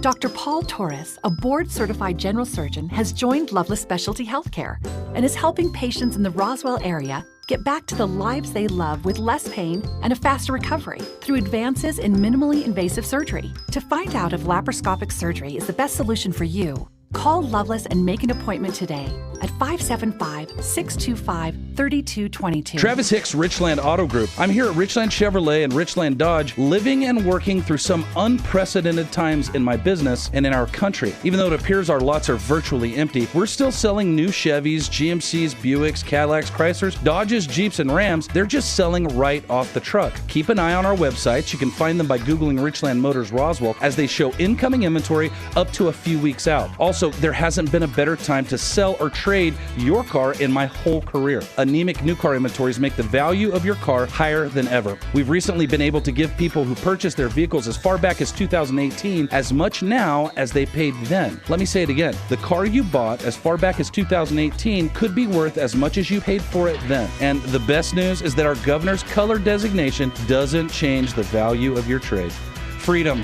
trading at Richland. Just another reason to do business with Richland, where service is now job one. We serve all New Mexico. If you think it's hard to take out a home loan, those rumors are wrong. It's not true. Contact Loan Officer Elliot Rodriguez, MLS number 41002 at CMG Financial, phone number 719-237-4680. At CMG Financial, we can help. Experience extraordinary with CMG Financial, every customer, every time, no exceptions, no excuses. CMG Financial is a registered trade name of CMG Mortgage Incorporated, MLS 1820. CMG Mortgage Incorporated is equal opportunity lender. To verify complete list of states licensed, visit www.mlsconsumersaccess.org. Equal fair housing is the right for everyone to have access to all housing opportunities without discrimination based on race, religion, national origin, sex, color, familial status, or disability. Here's a Mornings with Mike Winters fun fact. Did you know you share your birthday with at least 9 million other people in the world? Your birthday isn't feeling so special now, is it? Here's Mike Winters. I am joined in studio by Mr. Richard Garcia from the Roswell Literacy Council. How are you doing this morning, sir? Good morning. Thank you. Thank you for inviting us. We're doing great, man, except for this heat wave that we've been having, man, for the last, I don't know how long it's going to last. It just seems like it's been forever. Boy, it has been insane. I mean, and you think about it, just 4 or 5 months ago, we were dealing with this on the exact other side of the thermometer. We were dealing with the deepest freeze we've had in the southwestern part of the country for, in history. And it's just crazy how we've gotten both polar opposites on in the middle of this Rona. Well, the land of enchantment. That's what we're recognized as, and I believe that's true. But I hope for Saturday for this event that we'll be having 109 degrees around there, man. And that's hot. It is a scorcher, but worth the time to come out because you guys have a big event happening on Saturday. Yes, we do. Yes, kind of pulling out all the stops to make this thing happen. Yeah. Well, anyway, the Literacy Council is sponsoring Howdy Partners. It's a community partnership roundup. Okay. We're going to have it here at the courthouse. It's going to be Saturday from 11 to 4. All right. We've got several vendors, several participants that are going to be out there, business people that are involved in the community that provide services. Gotcha. Okay. The Literacy Council is one of them, and there's many more that provide services, whether it's for the homeless, food banks, United Way, you name it, Goodwill, Salvation Army, the churches. Absolutely. And so, but our whole goal is participating in the community by providing services. The Literacy Council has been around for a long time. We've had some good people that have been there. One person that we're recognizing is Mr. Lilly that passed away. Yes. He was a strong supporter of the Literacy Council. Absolutely. And his whole family. And we're presenting him with a very, very special award to the family and in recognition of Mr. Lilly. That's awesome. But we recognize many people. Sure. Especially our staff, our members, our board, because we provide services that are there for the people if they need it. Not only do we do tutoring, we do the citizenship. Yeah. We do other things to involve not only the Literacy Council, but the community. Sure. We work with other organizations, and United Way is one of them, and others. But United Way is like the mother lode because of our funding. Absolutely, and they have so many amazing partner organizations that they partner with. The United Way. I think it's like 16 or 18 here locally that they partner with. Yes, that's amazing. And XL has been very generous. We've had other individuals that contributed heavily through different foundations that they've set up, trust funds that keep us going. Yeah, because we're a nonprofit, and during this pandemic, we weren't able to do some of the things that we wanted to do for fundraising. Sure, a lot of organizations got kneecapped, got kind of basically put on hold. Yeah. But one thing that I was really blessed when I learned and found out was a lot of people didn't let that dissuade them from their charitable giving. Like, even when money was an issue, even when things were tight, people still prioritized their charitable giving. And that was, so they still made sure to help out these organizations that were doing, the work they were doing. Well, that's what it's all about. We're here for a short time. We're not on a vacation till it's over. You know what I'm saying? Mm-hmm. So there's people that are in need, and there's some people that you can help, and there's some people that you can't. Sure. And we've had that issue not only here in Roswell, but throughout the whole state and throughout the United States with not only the pandemic, but other things that have come up. I mean, times have changed, and we've changed. We've had to. Yeah. And your business has changed. Absolutely. Dramatically. And that's one thing I've always respected about the Literacy Council is you guys have kept with the times and changed the way that you do things. A lot of the work that you guys do with like ESL. Oh, yeah. I mean, a lot of the approaches to that have had to change, with technology and also with, colloquial changes. And you guys have kept up with all of those, Well, and that's the leadership. That's what we have through the membership and the board, that we take everything as a task and we're going to complete it. We were successful. We didn't have 20, 30 kids that came for tutoring. Sure. But we had one, and she graduated. And that's the difference. And that is success. That is, absolutely. Irregardless. This girl didn't know how to speak English. She came in. She asked for help. We had staff that provided that provided the services for her. And Janie, Mary Lou Trujillo, which is the director. Janie is the assistant, and others. We got other people that are on the board that have other positions here in the city of Roswell. They're educators. Some of them are past state workers, and many others. We come in all flavors. And myself being retired from not only in retail but corrections, education. So we're a Heinz 57. I absolutely agree. And the beauty of it is all these different ingredients, like you're saying, they bring something else to the table. They bring their own unique abilities, their own unique skills. Some people are great working with people. Some people just get numbers. They get the business side of things, and all of these great minds coming together to make this thing happen. And like you said, that one girl that graduated, that's the biggest difference in the world. Well, that's amazing. And when we get back on track and tutoring, which I do tutoring at Youth Challenge, and not only in math and English, writing, reading, and we get a lot of kids in there that come from different parts of the state that can't read or write, and they get into a program due to why and how come. Because they're appointed into because of the system, right? And giving them a opportunity, and it's just like the graduates from Roswell High and Goddard and University High and the ENMUR.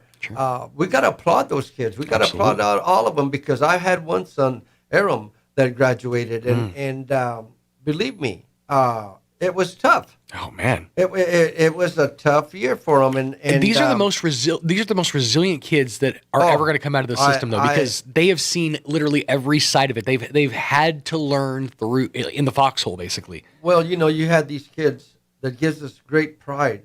It doesn't make a difference whether they're Garcia, Smith, Johnson, Torres, or whatever. Who have you? Whoever it is. We got to applaud the parents. We got to applaud the students themselves, and the educators and administrators too. Because let me tell you, they were the ones that were getting screamed at from both sides, from their bosses and from the kids' parents. It was. My wife is a retired teacher. She was a culinary instructor at vocational at Job Corps for 20-something years. Oh wow, okay. Then she went into the RISD. Well, she's been there for some time after she retired, but. This year was one of them years that she started early during the pandemic, and she was here at Mesa. And at the beginning, it was like a struggle, man. Sure. Not only for her, but for many other educators. And I believe that our has got to go off to them because from the superintendent to the board to the principals, the staff, from the cafeteria to the physical ed or whatever people would want to participate in. it just goes to show us that we can go ahead and put our minds to whatever we have to do and get it done.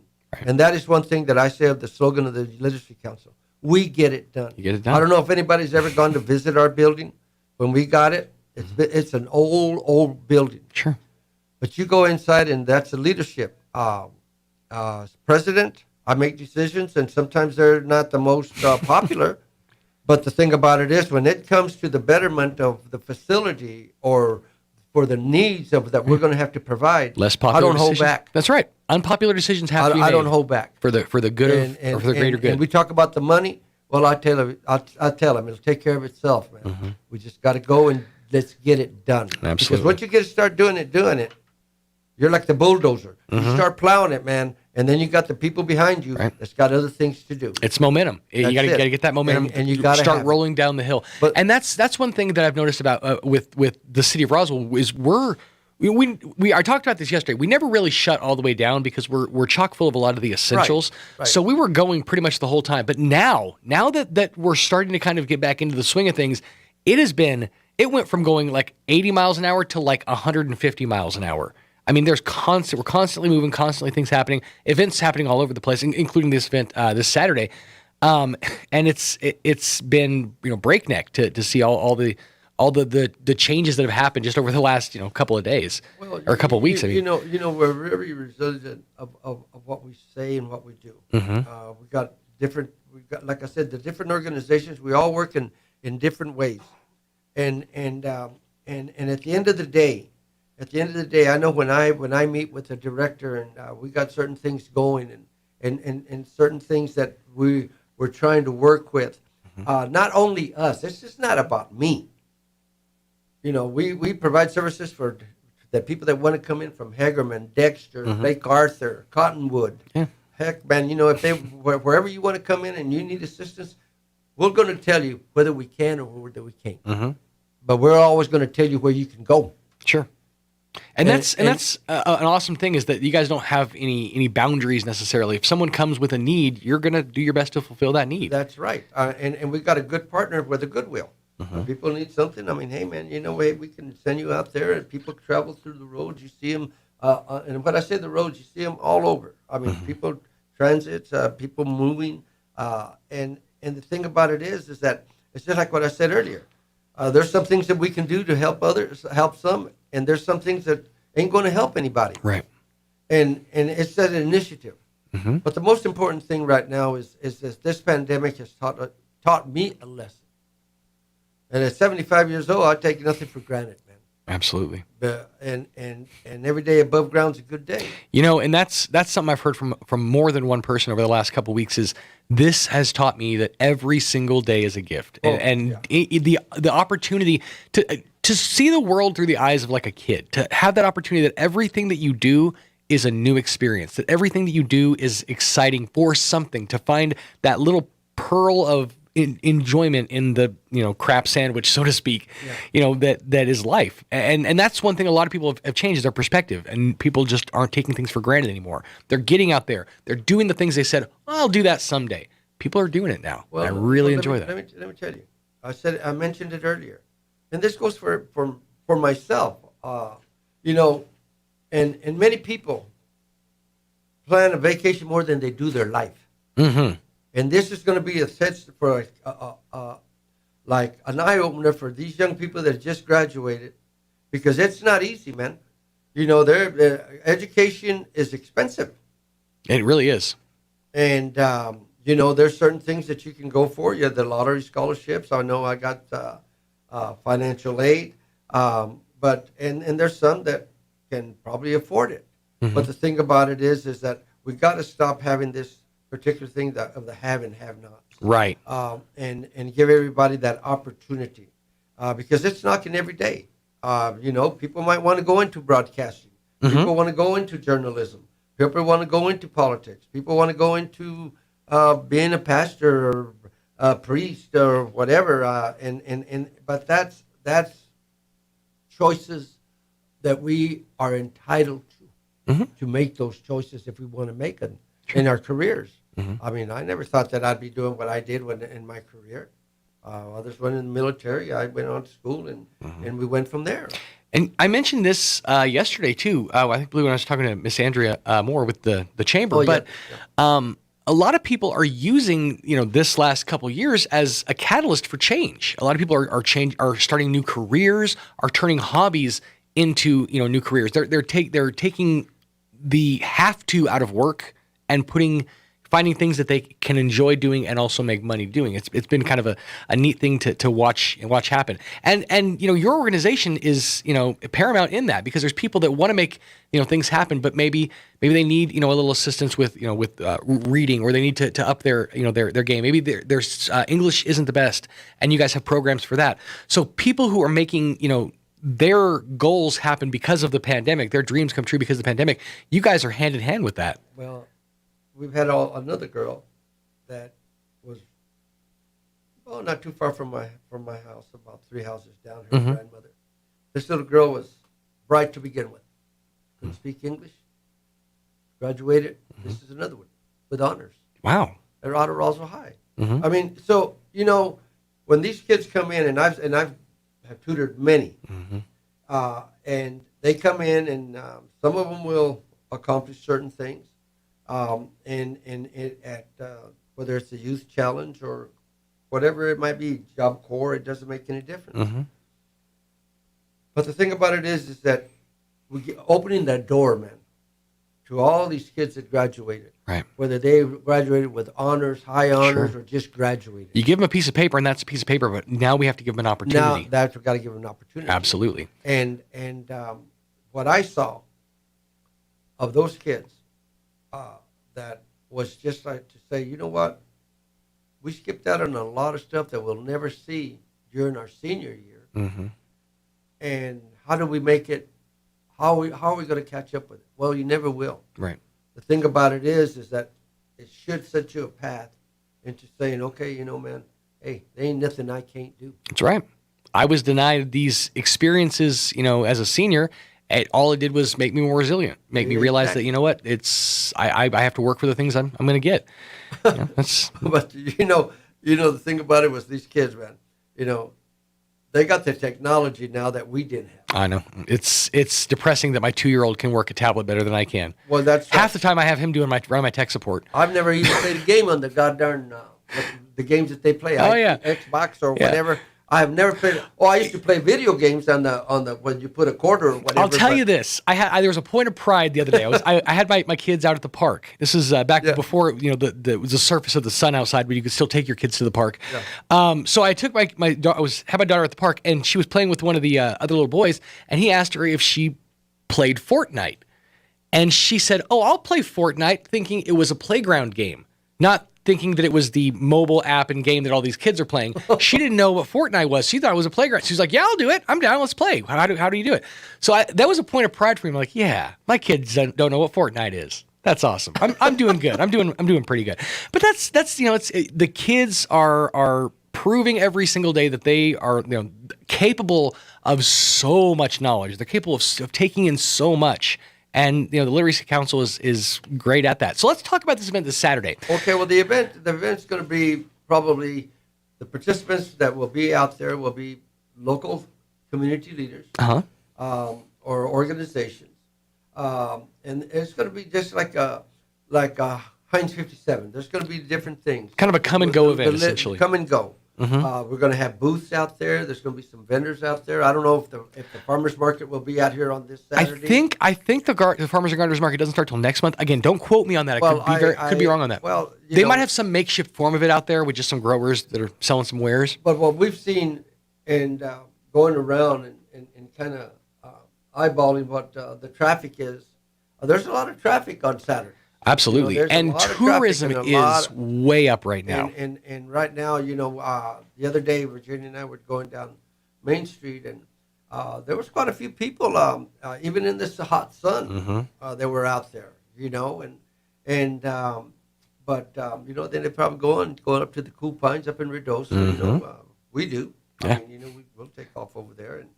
But the thing about it, getting back to this thing with the Literacy Council. Sure.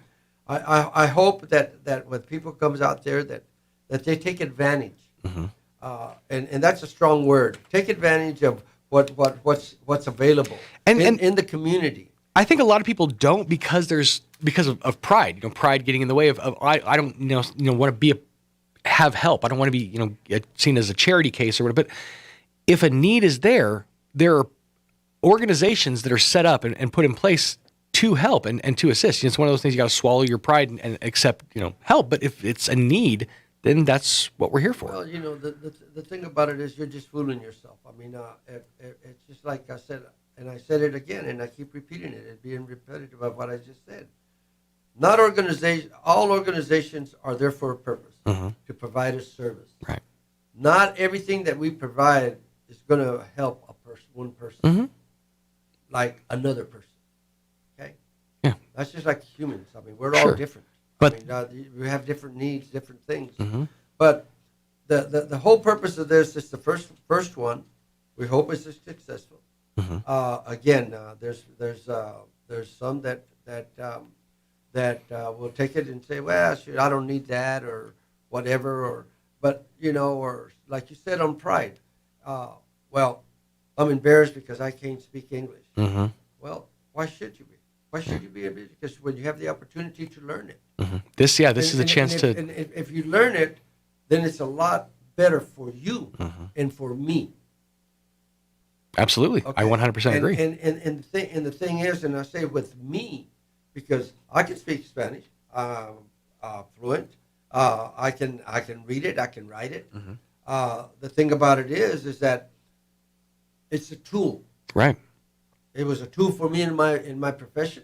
It was a tool for anybody that can speak Spanish, English, or another foreign language. It's a line item on a job application or a resume, that I'm fluent in both languages. I won't guarantee because there's very little that I can guarantee.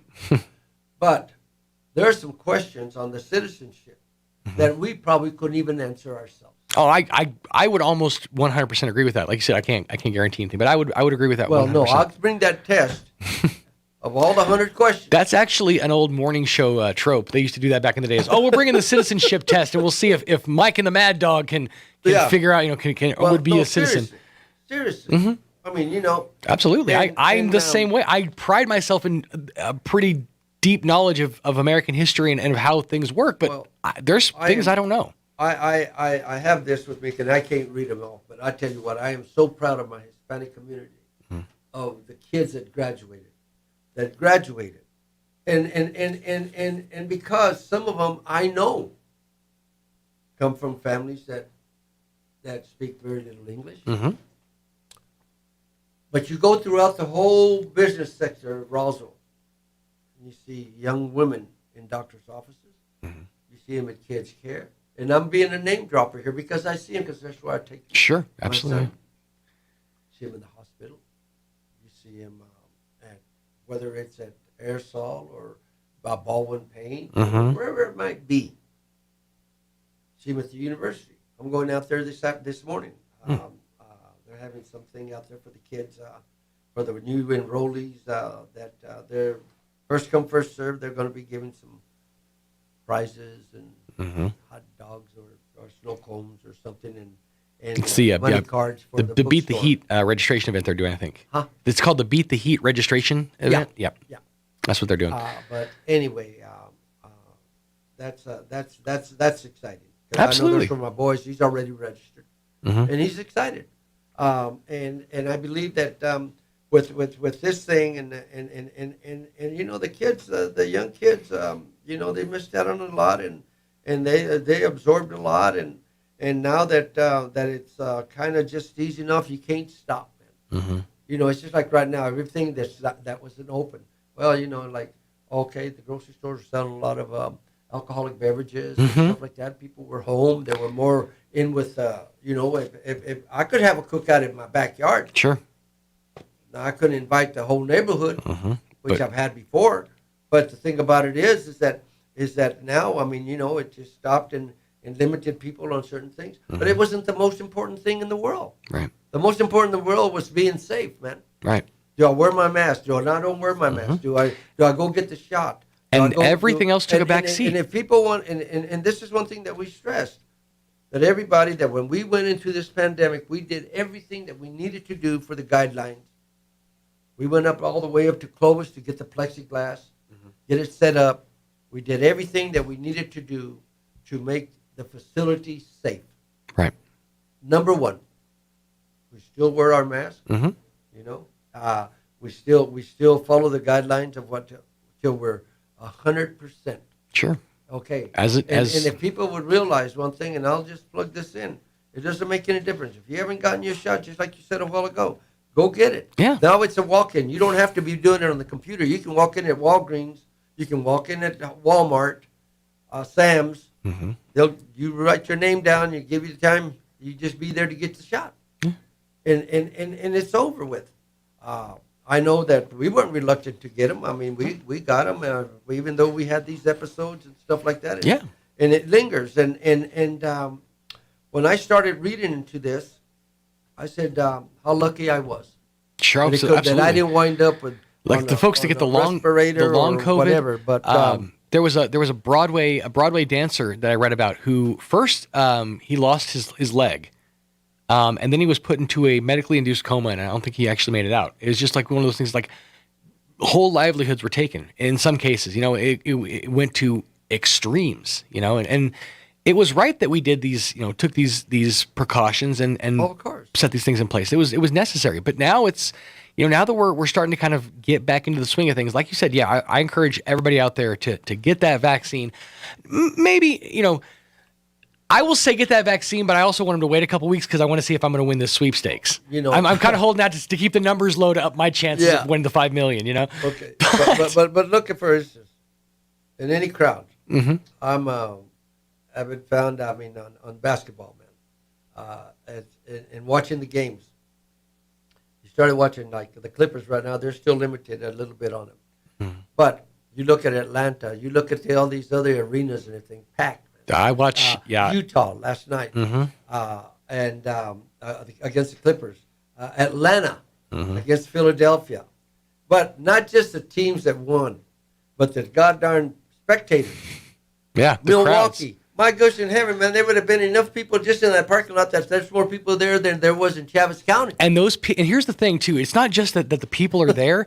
Those people are electric because every single person that's in those crowds is so eager to cheer because they haven't gotten to do it in a year and a half. So those people are the slightest thing, they're going to lose their minds. I have brought this up a lot this week, but I watched a pro wrestling pay-per-view a couple weeks back, and they had a capacity crowd. I think it was like 6,000 people, and the slightest thing they would just lose their minds cheering for. And in fact, she was a fan watching it at home. You don't realize you need that crowd reaction. Yeah, well, we had some friends that went, I guess they just got back from Las Vegas, and it was open. I mean, they didn't miss out on anything. But, the thing about it is the Literacy Council is here to stay. Absolutely. We've had, like I said, it's been around for a long time.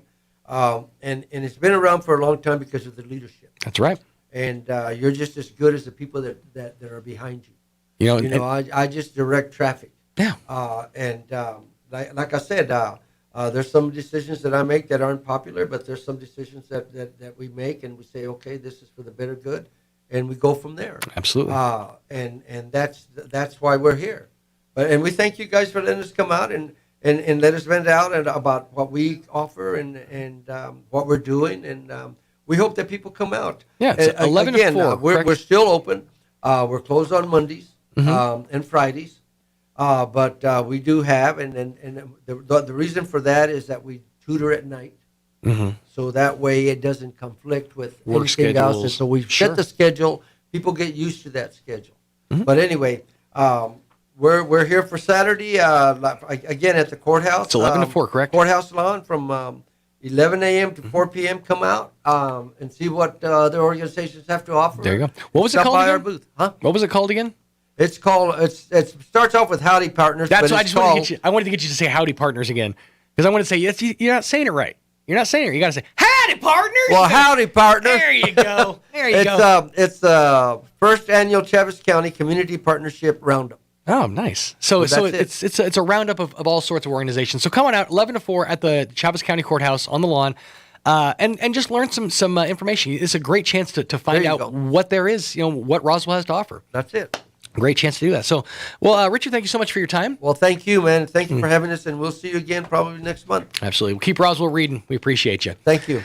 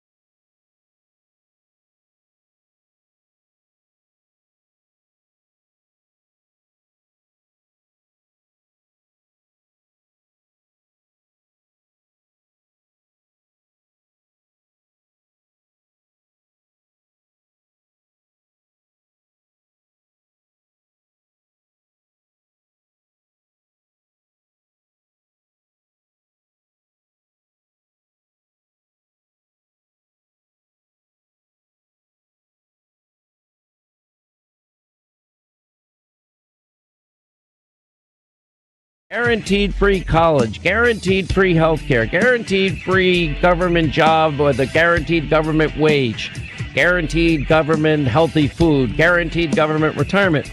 These are the same idiots that promise to educate your kids in New York City. They spend $27,000 per student. Only 6% of kids in the school are proficient in reading and math. You can't get a bigger failure than that. Check out the Sean Hannity radio show later today, right here.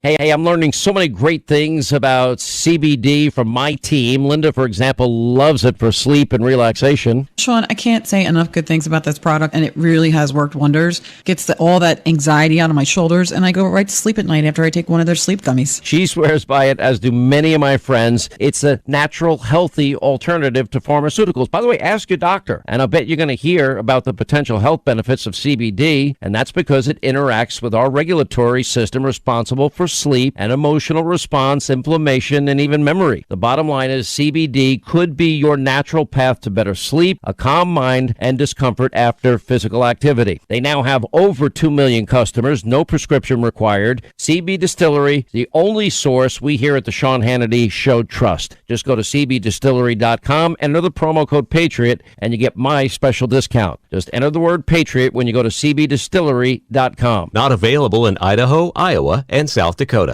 I'm meteorologist Steve Hamilton with your Pecos Valley weather. Very gusty wind across the area today. We have a cold front moving in. We'll be in the upper 80s around Roswell, and for Carlsbad and Artesia, it looks like low to mid 90s and wind gusting up to 40 miles per hour. Overnight will be partly cloudy with lows in the mid 60s, and it stays windy. And then tomorrow, low to mid 90s and mostly sunny. We're back in the 100s on Wednesday. That's your latest forecast. I'm meteorologist Steve Hamilton. With the SRN News Business Brief, I'm Rich Thomason.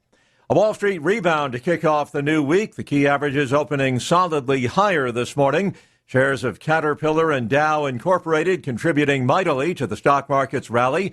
At mid-morning, the NASDAQ back above 14,000. The Dow, which shed more than 500 points on Friday, was up over 1%. Boeing's newest version of the 737 MAX jetliner has completed its first test flight, in a move the company hopes will signal improving fortunes for its most important plane. The MAX 10 is a slightly larger version of the MAX jets that are already flying. The British Foreign Minister Dominic Raab heading to Southeast Asia now on a three-nation visit, his country looking to promote closer ties and trade with the region following the UK's departure from the European Union. With business, I'm Rich Thomason.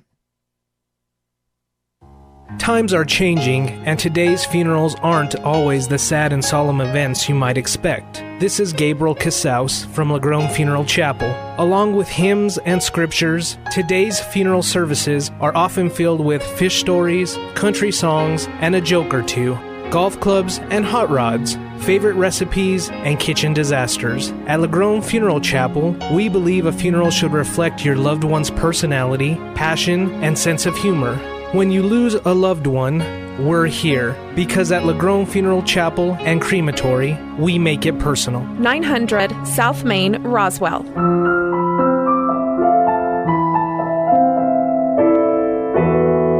Innovation, service, integrity, and knowledge. J.S. Ward and Son Insurance Agency. Auto and home, life and health, personal and commercial.